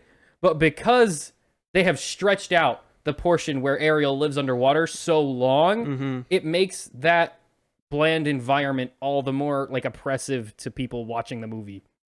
What did you think? So I was talking about how I thought everyone was kind of phoning it in. The one person I say wasn't was Halle Bailey, who plays Ariel. No, she was actually great. She was actually really. She's one, she can sing for sure, and two, she's got a lot of like charisma on screen. No, she was definitely the best part of the movie. The problem is not her, it's the movie itself kind of fails her. She's very... Any scene where she has dialogue or is talking to other characters is when she's underwater. Yeah. Where she's 80% CGI.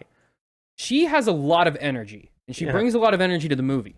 Which helps when... But when you're talking... Everyone she's interacting with is either a bland, boring man... Yeah, so let me finish what I'm saying. Lifeless CGI creature. When you're talking to a bunch of hyper-realistic crabs and hyper-realistic fish, they can't emote a lot. No, bring a lot they can't emote at all. Now, they can do some funny like voice work, but that's really their only option. But it's just a stale Again, face. let me finish what I'm saying. All right. And then when she does have the opportunity to exist in a much more vibrant world with much more vibrant characters, now her character has been nerfed, and she can't bring as much energy because she can't talk because of the story of the movie. So she kind of got like the boot here, where like she's either in this extremely bland area, but she's very energetic, or she can't be very energetic, and she's in this very colorful, vibrant world.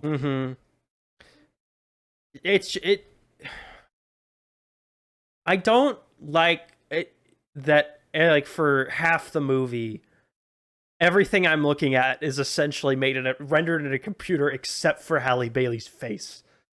Like her hair is even CGI. Obviously, her entire lower half is CGI. The whole environment she's in, every character she talks to except for Javier Bardem, and you can see is by far the most phoning it in. You can see when they post like behind the scenes clips, like it is literally just her in a completely blue room being flung around on a harness. Yeah. Javier Bardem, I thought, was the most phoning it in. The Sebastian? No, King Triton. Oh yeah, no, he did not. He looked so bored. Before they started rolling camera, they had to wake him up like every time. He looked like he just smoked a joint before every scene. And there's a really funny bit at the end where the whole movie he's wearing like his elaborate King's gear, and he's underwater the whole time. Oh yeah, where he turns into magic powder. And then at the very end, they show him above the water. He like goes in up the daylight, and it's obviously just Javier Bardem wearing like the top half of his costume, just kind of floating, standing in a kiddie pool, and it just looks terrible in the daytime. And he's like super like low energy. He's supposed to be saying goodbye to his daughter forever, but he does, and he's just like does not care. Ariel, I'm saying bye, and he's wearing this ridiculous looking like clearly like styrofoam outfit. Ariel, bye. I hope you're happy. Bye. Like, it was just so awkward. What did you think of the other performances, though? Daveed Diggs as Sebastian the Crab. Jacob Tremblay as Flounder. By the way, Flounder, useless character. So, yeah, I'm not even going to rate his performance because he's not in the movie. Flounder? No. He doesn't do anything in the original either. He's in the movie for like 5 seconds at the very beginning when they investigate the shipwreck, and that's it. Flounder is a useless character. I don't know why Flounder's he shows up one other time, and I think he says, "You got it." And then there's already 2 other animal sidekicks. You don't need 3. You can have 3. They just need to like do something. No, but like Sebastian has a purpose. That's what I'm saying. Like Scuttle has something of a purpose. If Flounder had a Flounder purpose, has nothing to do. If Flounder had a purpose, he'd be or fun. really a personality. But because he doesn't have He's a just purpose, a scared little you gotta fish. stop talking over me. Whenever Flounder doesn't like have anything to do, like Sebastian has a purpose. He's supposed to be like the liaison for the king, and Scuttle has a purpose. She's supposed to be like the one who like tells them what's going on in the outside world. Flounder is just like around, I guess. He's just friendly. And he looks, I think he looks by far the worst out of the three. He looks like a fish. He looks like a totally normal fish. Like, but he doesn't emote. Sebastian, they do a lot of clever movement with him. Like his body language he's is got very appendages. strong. But he has no facial expression. But because his body language is stronger, I think you can get away with that a little bit more. Flounder can't really do that because he's just a fish. Yeah. So he's kind of just screwed. Do you think the voices were okay though? Flounder's voice was fine. Scuttle's voice was annoying, but that's just because I think Aquafina's annoying. Aquafina. I think Aquafina's wearing on me as well. And I think Sebastian was okay, but I just couldn't tell what accent he was trying to do the whole movie. He was doing a Jamaican one. It was sometimes Jamaican, sometimes French, and sometimes British, and sometimes all three in one sentence. I think he was trying to go for Jamaican.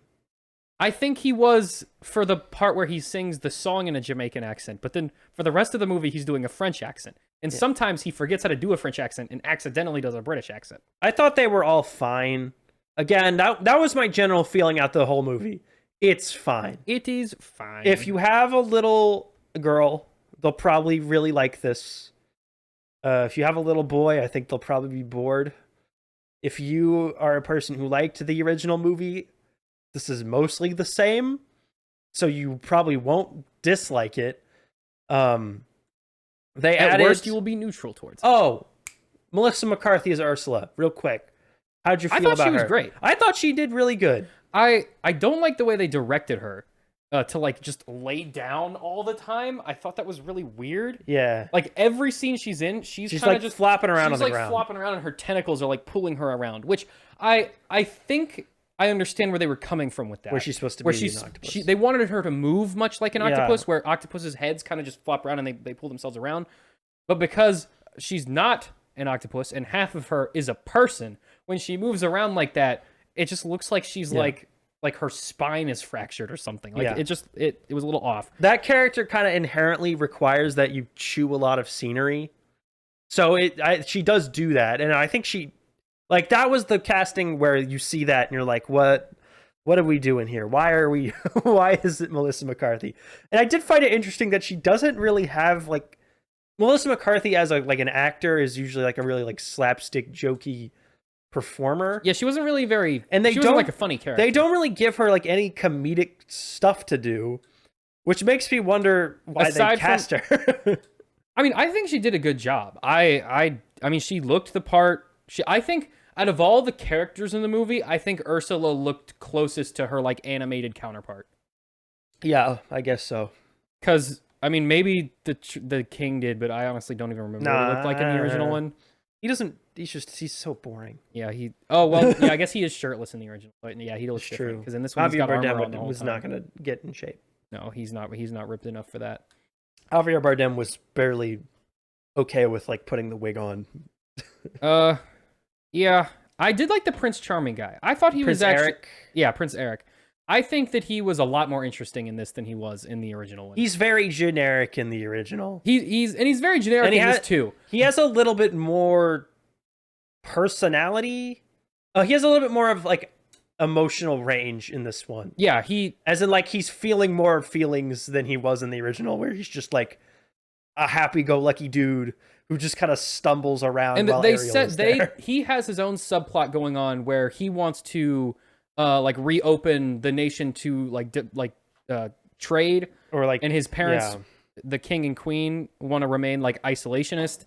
And he's like, look, we're like a dying country. We need to trade. And there is some like conflict there, which I think was good because his character had nothing going on outside of that. No, he doesn't do anything in the original movie. And I do like how they gave him something. They did change something in that. In the original movie, he kills Ursula. Yeah, he drives in this the ship one. and In kills this one, Ursula. it was Ariel, which makes more sense. Yeah, I think that's a better decision. I think that Because when he kills Ursula, he doesn't know who Ursula is. No. That's just He's some not over. just She just random showed up. monster that showed up. He has no connection to that character. She does have a connection to that character. That's the person who like messed up I her also life like and how everything. he was more conflicted at the. You all know the story. It's a movie that's been out for 5 years. I also liked how he was more conflicted. I felt he was more conflicted in this one at the end when Ursula shows up impersonating. Yeah, because he feels that something's Because not he's right. like he feels something in the original one. He's just, as far as I can remember, He's like, yeah, okay. He's just like, yep, this is That's the one. the girl. I'm That's on her board right there. with this. She sounds vaguely similar to the voice I heard before. What? No, I did like that a lot. I like that. I they liked changed how that. he had formed such a strong connection to Ariel that he was like, she really seems like the one I'm meant to be with. And even though this girl is the one I've been looking for, or at least he thinks that, like something's off. This doesn't feel right. I liked that a lot. I feel like that made the ending so much more interesting. It's much there's less a little bit more tension. It's much less of a liar revealed story and more of a like a ooh, how's this gonna play out? Yeah. I thought that was done a lot better. And he also gets a song because they added. I think they added 3, as far as I can remember. They added 3 songs to this. I thought his song was good. It was. I didn't think it was bad. It was very forgettable though. It very much did not need to be there. No, it just kind of starts. He sings on the rock. He sings on a cliff for a minute. His voice is then it good goes enough away. to carry a song, and I think the Doesn't point, really reveal anything about his character though. it doesn't really reveal much about his character, but it does do a good job of just fleshing out like his perspective on what's going on. And it does an even better job of padding the runtime. And it makes the movie 3 minutes The other longer. song they added the Ariel has another song when she gets to land that she sings like in her head. I thought that one I thought that was weird. I thought visually that one was kind of neat. But like lyrically I didn't think it was I great. think the singing in your head thing was kind of weird. But, Yeah. you know, I they didn't really have a choice. And then the last one they added was the Scuttlebutt, That song is which is not good. Ear bleedingly bad. Yeah, it's basically just Aquafina like rapping like some her- unintelligible It's words. barely music. It's just kind of like her screeching at David Diggs. Lin-Manuel Miranda like wrote some stuff down on a napkin, and then she did her best to try and read it really fast. Yeah, it's just poorly composed and like thought up. And then Sebastian also starts rapping, which is out of character for him. Because at that point in this, like what's going on is he does not like her. No. He is actively annoyed by this character. So why does he then join in her song and then immediately after her song is right Go back back to to being being annoyed mad with at her? her. It was really weird. Like it was not paced well. Like, Yeah, and also Aquafina, she can't sing. no, she can't. She cannot sing. David Diggs can sing. Halle Bailey can sing. Aquafina can't sing. And you don't have to be able to sing. But if you you're- can't sing, don't sing. give them a song. Yeah, don't give them a song to Don't sing. write a song for a person who can't sing to sing. Maybe they didn't know she couldn't sing until she sang. But I'm guessing they wrote the song before she was cast. You mean after she was cast? No, I'm saying before. I'm guessing they had already had the song and then they cast her in that role, knowing that she would have to sing. Well, then I would have just 'Cause- not. or I maybe would've they taken the didn't. song out. It was a bad song, and they should have removed it. And I don't know why they felt the need to add it. It's also entirely superfluous. Like it does not. No, need to be there at all. it's in that's the scene that it's subbed in for from the original movie is like 2 lines.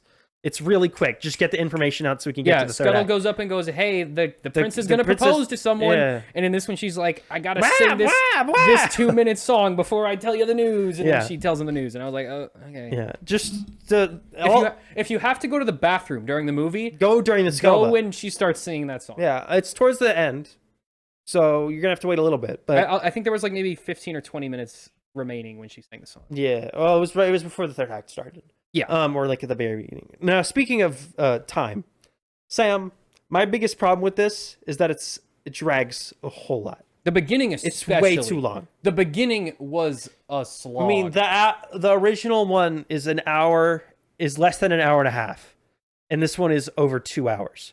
They essentially tacked on a whole extra hour to the original one. yeah, and a lot of that is And they establishing shots. But they don't add. They managed to add an hour without adding any new plot. They didn't add subplots or like well, there's the little subplot. extra character arcs or There's anything. the subplot with the prince, In fact, they took one out. and that's the only one I can think of. They didn't add like. There's no like side questing. There's no stop and do this.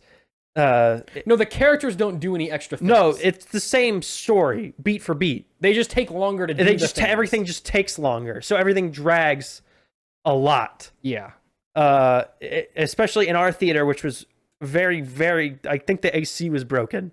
Yeah, it was really hot in our theater, which made it dragging on worse. Yeah, I was like taking my empty pizza box and like fanning my face with it because it was like I was pouring sweat. It was in there. getting bad. Yeah, but like it's weird that they managed to get it to be so much longer, and yet I cannot name an extra detail in this that was not in the original. The only thing I can think of is the subplot with the prince. Yeah, and that's wanting to reopen the borders. But like even that only adds like maybe 10 minutes. The best example is the ending, where the movie ends and everything's wrapped up, and then the goodbye and then happens, and it takes like 10 minutes. And then we have a 10-minute goodbye where we're just dragging everything out. And it's literally just the king giving. And okay, for context, when the ending was going on and the king was giving his speech, I went to the bathroom and I came back and he was still giving the goodbye speech. And I'm like, why are we still talking? Why is this movie still going on? It just kept going. It didn't want to stop because it had to meet that 2-hour mark to make it feel more theatrical. Also, the mermaid biology. It was like, okay, up until that point in the movie, the only mermaids we had seen was King Trident or whatever, and he was wearing armor. And then his daughters. Yep. Who, like, in this movie, mermaids, like, the ones that would have boobs normally have, like, scales growing over where their boobs are. So you don't have to worry about that. That does make sense. Which is smart because why would fish have boobs? Exactly. Number one, fish are not mammals. Fish don't need boobs. Yes. 2, you don't have to worry about having boobs on screen. For the little kids. You don't want that. However, for the male mermaids have nipples. Yeah. Why? I can't tell you. The only reason why men in the real world have nipples is because when you're developing as a fetus, your gender characteristics form after your nipples develop. So, like, men don't actually need them. It's like basically a biological accident that men even have them at all. So why, in a society where women do not have nipples, would men develop nipples? I don't know anything about mermaid physiology, Sam. I couldn't tell you. I didn't think about that at all until the ending. Because up until that point, there had been no mermaid nipples. So I was like, you know what? They don't need them. They're fish. It makes sense. It makes sense. I understand why they're not here. And then at the end, I was like, huh? Why? Why'd you do that? It's cheaper. Weird, though. It's cheaper to not have to see. If you can just have him not wear a shirt, it's cheaper than having to CGI over his nipples. You could have just had them wear armor or something. That's true. Like the king. But then they would have to pay for shirts. Okay, that's like Disney's saving a buck here by doing They had to CGI their whole tails and everything. Apparently, for Halle Bailey, they CGI'd like everything from like her neck down. No, it depends on the scene. Cause I saw a couple behind the scenes clips on Twitter. So, in most of the scenes, she's wearing like a gray bodysuit. Yeah, and it's just like strapped up to the harness, and that's how she's moving around. And in other scenes, she is like torso up, dressed as Ariel, and then torso down, she's wearing like a blue thing. It depends on if she's swimming or not. Yeah, I did like watching all the behind-the-scenes footage. It was literally just her, and then a bunch of people in blue morph suits, like impersonating sea creatures. Yeah, and, like bobbing did you around see the like turtle turtles. Ones? Yeah, they're like on the ground, and they're on all fours. The dude is like doing this, and it just imagine being. It looked like some kind of being that guy. Imagine being that guy. You show up to work, and your job is to wear a blue morph suit, and the lead actress is gonna sit on you and ride you around like a horse. Not even a horse. Like she just kind of like sits on him, and he goes like he's doing this on the ground. Like it's just like what. Anyway, what fun. Sam, would you recommend The Little Mermaid? If you like Little Mermaid, sure. If you don't bother. I'm a little conflicted. Okay. Oh, one more thing I did want to mention. The animation in this movie, generally speaking, I think was pretty good. However, we are fresh off the cusp of Avatar 2. Yes. Which is also a movie with essentially the exact same plot, give or take some details, and takes place, for the most part, underwater. Yes. Or in water. Groundbreaking visual animation. Effects, yes. That is leagues and photorealistic better. Environments.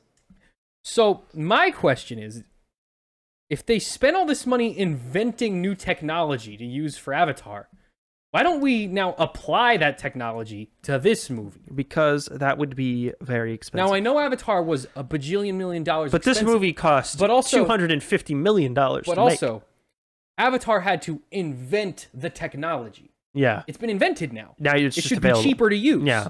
So just use Disney it. we know Disney has it because they made Avatar. Because Disney made Avatar too. Yeah.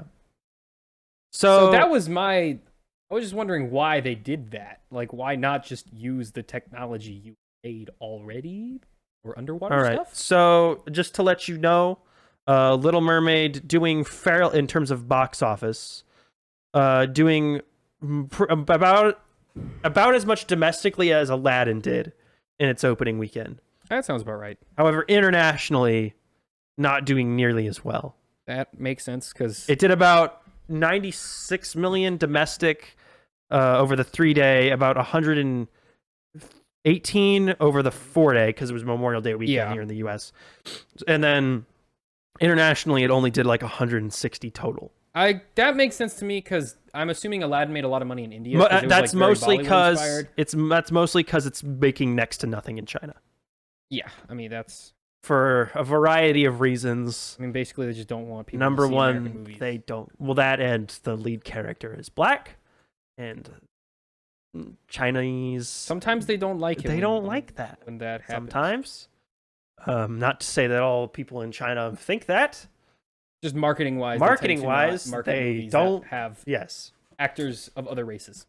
Yes, but it's not a bomb. It's not a massive hit. It is super expensive, and we'll see if it can actually break. What is it? Well, how is it compared to the box office for the original Little Mermaid? Better. Like adjusted for inflation. Oh, I'd have to. That's gonna take me a second to find that. How much did it make originally? 1989. Gross adjusted for inflation.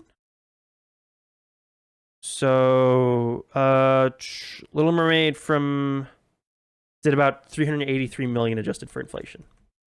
That's a lot more. And then, well, that was just opening weekend. Right now, Little Mermaid is sitting around 217.5, give or take. That's a lot less. Well, but that was total gross. Little Mermaid from 1983 did about 383 million adjusted for inflation for its entire run. Little Mermaid, 217.5 up to this point. Do we know what it did opening weekend? Oh, it's also been re-released a bunch of times. Yeah. Give me a minute, Sam. Do you have that data? Is that available to us? I can probably find it. It's probably going to take me a second. Domestic opening? About $9 million. Adjusted for inflation, $23 million. The $23 million opening weekend? Yes, adjusted for inflation. Okay. So that's about the same then. That's like within. Oh, wait, that was in 1997. Oh, was that the re-release? It's going to be hard to find. I can't. I can tell you later. I can't find it. It looks like it's about the same. It's doing better. It's gonna make more money than the original one did by number. Yeah, because Disney's a bigger brand now. But also, this movie is very expensive. I would say it's got good word of mouth. It's got a good Rotten Tomatoes audience score. It's got an okay critic score. It's got an A cinema score, which is good. Well, general audience. But also, June is super crowded. I think now that Spider-Man's especially with family movies or like movies aimed at young kids. I think Spider-Man kind of Little Mermaid, Spider-Man came out this week. Transformers definitely appeals to young boys. Yeah, comes out the week after that. With it a whole lot. And then The Flash, Ruby Gilman, Teenage Kraken. Oh no, that's its biggest Elemental. I mean, there's a lot of family kids targeting a lot of stuff movies coming out very, very soon. And I don't know if it's gonna be able to hold that well, just because I think its audience is gonna be so split up. Yeah, but we'll see in the weeks ahead. Maybe it'll hold strong. Guardians opened fairly low for what it was perceived to be able to do, and then it's had good holds. It kind of picked up, money. So we'll see if something similar happens to Little Mermaid. But my guess would be no. Just so you know, for us. Have you readjusted the scale? Oh, something happened. The dog was over there. I had Little Mermaid at 7 for the summer, and you had it at 4. So I'm winning. You're closer now, but we'll see what happens. Because I had Spider-Verse doing better than Little Mermaid. So we'll see if that happens. By the way, except for Guardians 3 and Fast X, every movie that was on the top 10 summer movies chart from last week is gone. Still there? Oh, it's gone. They've been replaced. They've all been replaced. That's not very surprising. Yeah. How's Zodiac Warriors doing? Actually, that might be. It's not. It's not on the list anymore. Yeah, that's because I've never seen an ad for it ever. Yeah, it was. That's the anime, right? No, it's live action. No, I'm saying it's based on an anime. Well, I have no idea. I didn't know that this project existed until I saw a poster of it at the college station, or whatever. When we went to A&M at the theater there, I saw a poster for it. I had never heard of it. $60 million budget. 64 million? $60 million budget. Oh, that's not a whole lot. 6.4 million total worldwide gross. That's bad. Very bad. That's not. That's a lot of money. But at least we know they didn't spend any on marketing. So it's true. They saved money by doing that, by not marketing their movie and then having. So it it bomb. made more money than Shazam then. No, it didn't. Yeah, but it did technically. I don't think by Shazam any metric. lost more money. Yes, because it cost more to make. Exactly. So it made more money than Shazam. Made $133 million worldwide on a $125 million budget, which means it probably lost something close to $100 million. Yeah, that's way less than like. A little less like than $100 $50 million. This is probably going to lose like 50 million. 60. Yeah, so that's like half of what. That's true, but this Shazam was lost. not. This was just like a random. So then it thing. made more money. You're correct, Sam. Good job. It made By more money losing by less- not losing as much. By losing less, yes, it made more. All right. Technically, I never said. I wouldn't recommend Little Mermaid. I would save. If you have a little girl, Not that it's. then go see it. Yes, especially if you have little kids. I think they'd like this. But I think in terms of quality, I think there's better stuff. You might as well just watch the original. Save your money for what's coming. June is very crowded. July is also crowded. So I would save my money and I would watch this on Disney Plus. Yep, that sounds like a good idea. Alrighty, let's talk Spider-Man. That's so gross. Why do you do that? That wasn't really on purpose. Okay. All right, Spider-Man Across the Spider-Verse. It's the sequel to 2018's Into the Spider-Verse that came out a little less than 5 years ago. Sam, what's this movie about? So we got our boy Miles, and he's back, and he is the one and only Spider-Man. Except for there's like 1,000 other Spider-Man. And this movie actually doesn't start with Miles; it starts with Gwen. So Gwen is actually the one and only Spider-Man. Well, let's not do spoilers yet. And so we get a little bit of insight into Gwen's character. She gets flushed out a little more towards the beginning. To avoid spoilers, she meets up with Miles. They have some interactions. Adventures. Spot is introduced, who's like the main antagonist, but he is the main antagonist. He's the main causer of problems in this movie. And he is he is the scientist that Miles threw a bagel at in Into the Spider-Verse in the first one, who was like a background character, but apparently he got messed up real bad in the particle accelerator explosion, and now he can like create little wormholes, including into other universes. So he's hopping around causing a whole lot of problems for a whole lot of people, and eventually the Spider Avengers have to stop him.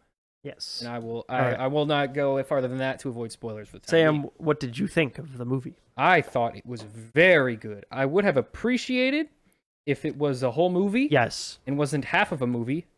Spoilers for the ending, it just kind of stops. If you don't know, it was very good. This was originally called Across the Spider-Verse Part 1, and the next film coming out next year was called Part 2.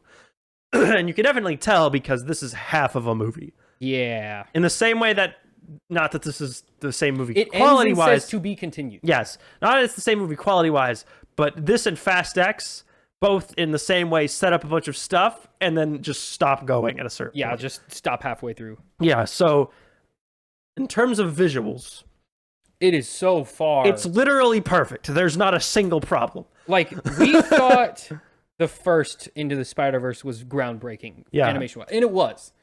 This takes it to a completely another level. Yeah, it's absurd. The quantity and quality of animation techniques on display. Like, if this movie was One Punch Man, it makes the first one look like One Punch Man Season 2. Okay. Anime fans will know what I'm talking about. Good job, Tim. But yeah, that's never mind. The animation is incredible. Really good. The voice performances are all great too. It's any character from the last movie who's in this movie is voiced by the same person. I would have appreciated some. Minor spoiler, but they're not in the marketing. But Spider-Ham and Spider-Man Noir and Penny didn't really return for this one. Spider-Man Noir and Penny are on screen. Penny has one line, a few seconds towards the very end. I won't tell you in what context, but yeah, Spider Pig is gone. Yes, Spider-Ham is gone, and they really don't. It's do really anything. The whole movie. It's a very really, it's a Gwen story if you think about it. Yeah, it's really more about this movie than not that Miles has a small role or is not. At least from a character arc standpoint, Gwen is the focus. It's much more about Gwen. Like Miles as a character does not change during the movie. Gwen changes. Well, he changes a little bit. He's got an arc. Really. He's got an arc, but like his arc is like, but I'm not going. We to start change. with Gwen and we end with Gwen, and this is really, which I think what they were going for is this first movie is Gwen's side of the story. The next movie is Miles' side of the story, and that's where it concludes. So it's very much focused on them, both of them individually as characters and then together as characters. And narratively, it's a lot about, or more message-wise, it's kind of an examination of the whole Spider-Man character, like, and it's like tropes and... All right, pause it. All right. We're zooming. Yes. Okay. What was I saying? You're talking about how it was Gwen. Right. It's very much it focuses a lot on Gwen's story, or like her perspective of the events that take place. And a lot of the story itself examines Spider-Man as a character across like all media, and like what the consistencies are, what his like consistencies are as a story, what makes a Spider-Man a Spider-Man. Yeah, and so then it uses that to contrast both Gwen and Miles' characters from the rest of them, which I think is really important when you have a movie with 3,000 Spider-Man's characters in it, that there is important, not even like aesthetic, but also like character and story differences that separate them all. Yeah. And the whole, and not to spoil exactly what it is, but essentially the whole crux of the story is that Miles has one difference from the rest of them, which Miguel O'Hara sees as like a horrible problem, and that generates the conflict. Yeah. Which is why in the trailer you see him, he seems kind of evil. Now about those 3,000 Spider-Man, one, we just saw this movie. My thoughts on it are kind of discombobulated. So if this all comes out more nonsense than usual. I thought it was weird that Miguel O'Hara like tried to suck a dude's blood at the very beginning of the movie and then never tries to do that again. Well, because he took his meth, and so he's fine. The meth keeps him from eating people. The heroin keeps him from. Anyway, let's not get into that now. I can see the movie throws a lot at you. It is a little overwhelming for little not kids. Even just visually, but it throws a lot of characters at you and a lot of like elements of how their universe jumping and time works, and retconning stuff from the previous film, or even explaining stuff from the previous film that they didn't address before. It can be a little overwhelming, and we saw the earliest screening on Thursday, which was like a 3:00 screening. And there were a lot of children in there. A lot of kids in there. Probably ranges like 8 to 12. I will say, and a lot of them were very, very angry at the way the movie ended. I will say, though, they were quiet the whole movie. They were. I think they were sucked in. I think it's because it was so much. Like, if you even break your attention, if you blink for a second, you're gonna miss something. You probably won't. Maybe you won't miss like a major plot point, but you'll miss a reference or like an in joke or some cameo. Almost every single version of Spider-Man that has ever existed in any media is in this movie to some degree. Yeah, even a couple of like the ones, like even a couple of them have like actual lines of dialogue. Yeah.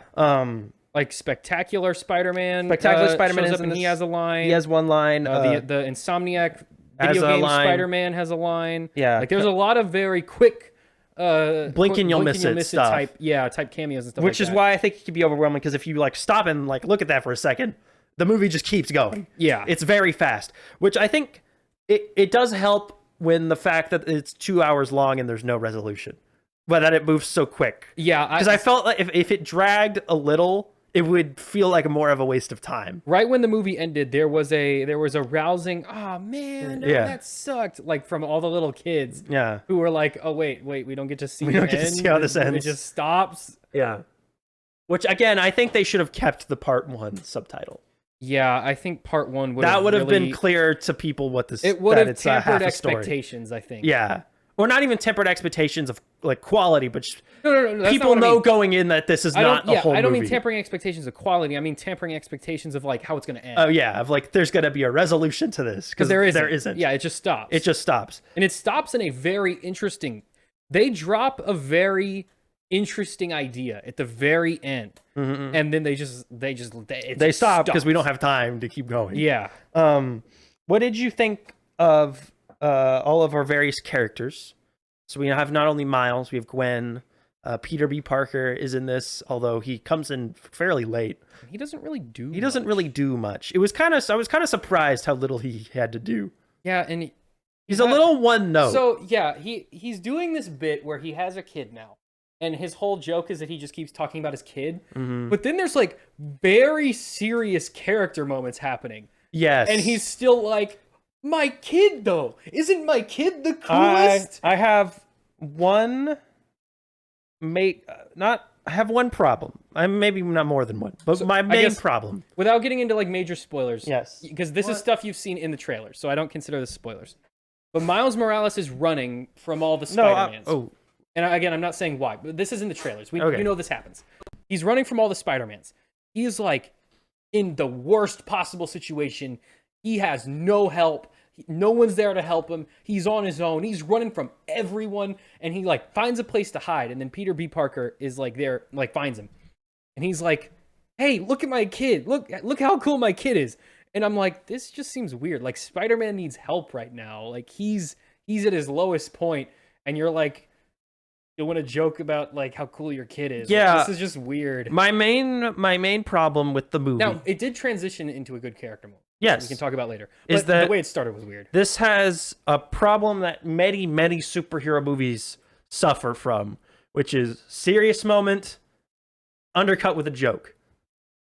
Serious moment undercut with a joke. And now it does it a lot, because a lot of the serious moments, the movie like very clearly slows down, music gets dramatic, important dialogue, and then a wacky, goofy thing happens, or someone says a funny line. And now, to some degree, I'm okay with that in Spider-Man stories, because that kind of humor came from Spider-Man. The whole kind of cracking wise while you're, taking crime. That is a very Spider-Man thing. That's always that whole type of humor really came from Spider-Man. Yeah, but dramatically, like as a movie, when it's ramping up and the stakes are super high. Because every character is Spider-Man, and every character's looking for that stakes quip. are so personal to Miles as a character. It always comes off when as they're a little cracking weird. jokes, it feels like none of them care about him. Oh, what juice to say right now? What? Anyway, so would you recommend, before we do spoilers, would you recommend Absolutely recommend. Oh, real quick. It's hard to say whether this is better than the first one, because the first one is a complete story. I don't think we'll be able to really judge. We won't know until the next one. Until the next one comes out. Which I think inherently makes it a little bit worse, just because you have to watch 2 movies to watch the whole movie. But if it's if you can watch the 2 like back to back and it works as like one big, giant, long, good, cohesive narrative, then it's good. I think I will probably end up counting this and the next one as one movie. Yeah, because I don't know how else you. Because I don't really. Because again, this is not a whole movie. You can't do the math. It's the first 2 hours of a 4-hour story. Yeah. Anyway, I would recommend it. If it was a terrible story and just the visuals alone, I would still recommend it because it's insane to look at. But it's just from an animation perspective, you could see this movie. You know nothing about Spider-Man. But the story is really, really interesting, and all the characters are great. You know what character I was really surprised by that I liked a lot? That I guess we're in spoilers now. Well, I just want to talk about. All right, well, let's get into spoilers. Hi, Editor Tucker here. So they continued talking spoilers for 20 more minutes before they realized that Tucker's microphone didn't work and they lost all the audio. So, oops. I have no idea. I just noticed it wasn't working. Well, hopefully it wasn't too long. Anyway, so the Xbox showcase. That's not good. What do you want me to do? Go back in time and plug your microphone in? Yeah, please. Can't do that. Okay. So it's the showcase is on June 11th, and they confirmed that there will be a Starfield Direct to directly follow the Xbox showcase. Specifically for Starfield. Yes, just for Starfield, which... A game that does not exist. Let me remind you all, was supposed to come out 2 years ago. Sick. So that's a good sign. That's real good. It's running on the same engine that Skyrim runs on. Okay. So that's cool. Haven't updated that in 15 years. No, you don't. You really don't need to. I mean, people definitely don't mod the crap out of Skyrim because the base game is so ugly that it's like hard to play. No one's ever done that. What fun for everyone. So yeah, so we know they're doing a showcase. We don't know what they're going to announce because you don't ever really know what Xbox is going to do at all because they don't really do anything much all the time. Anything, really. They have no exclusives. They have no. There's no reason to buy an Xbox over buying a PS5. Yeah, no, there really is. Because you can play every Xbox game on your computer anyway.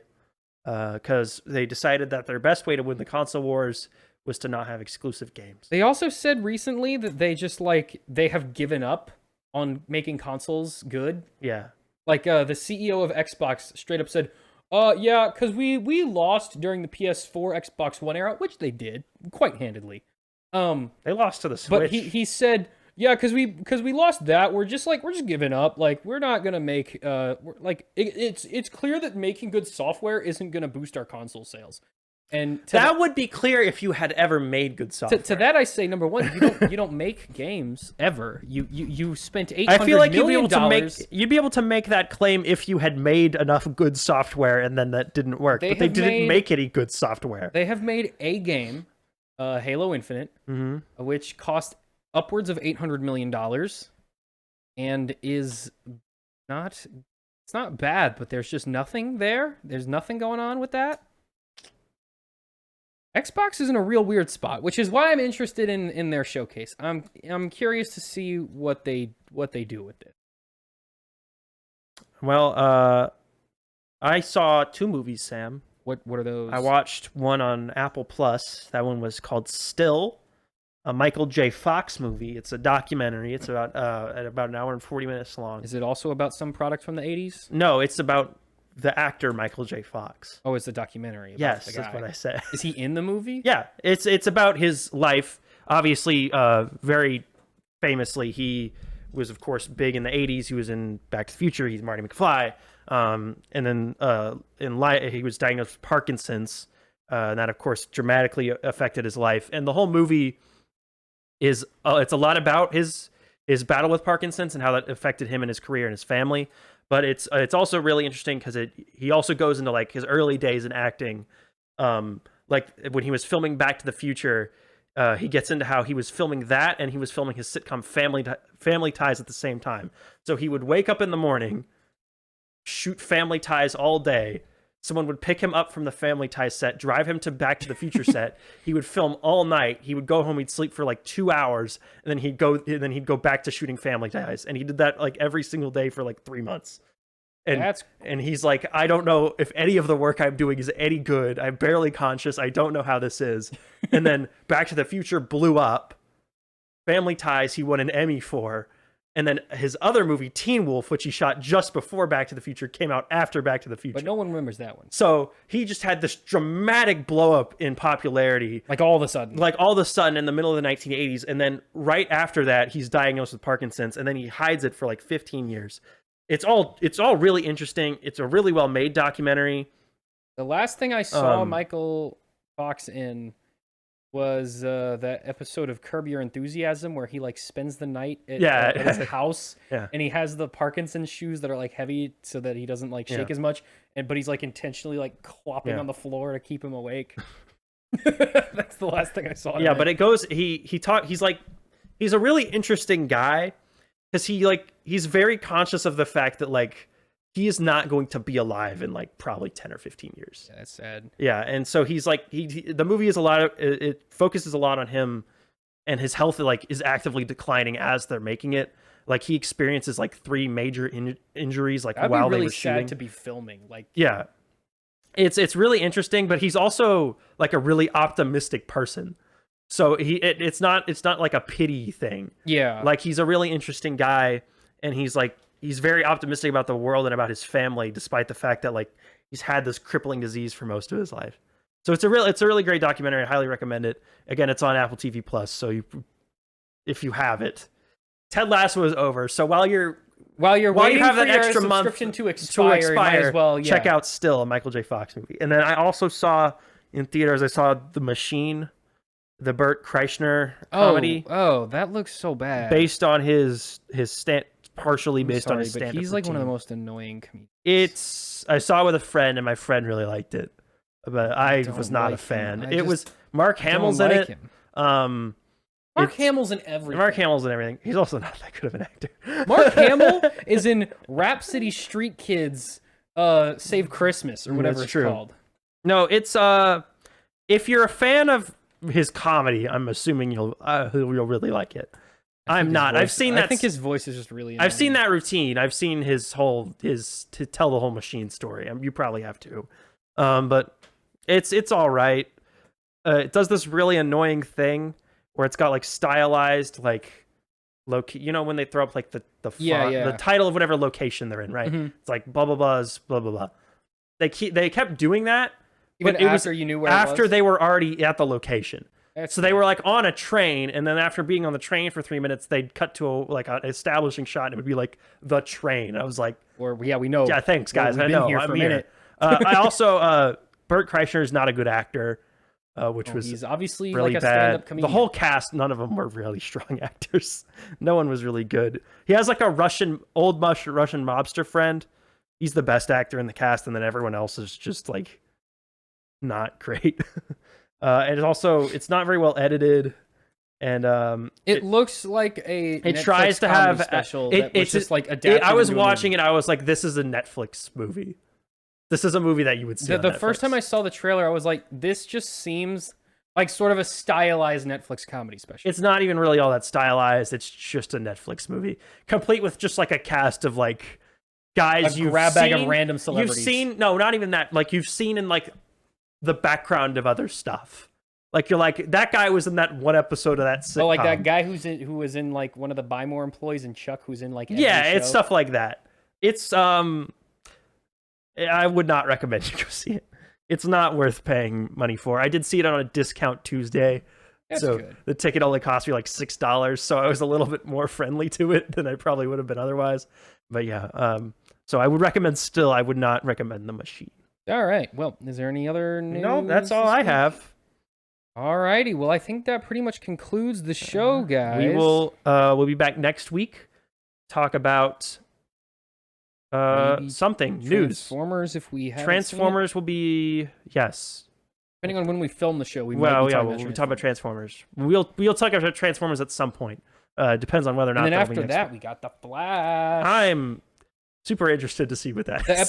So the episode before the Flash, I want to do like that's what we'll do next week. Yeah, I want to do a recap of the whole history we'll do the whole of the production because it's insane. We're going, Sam, you're thinking we're going back 10 years? I'm going to go back 30 years. We're going deep. We're going back to the 1980s, baby. We're going to have fun, all right? All right. It's going to be great. We'll see you guys next week. Bye-bye. Bye-bye.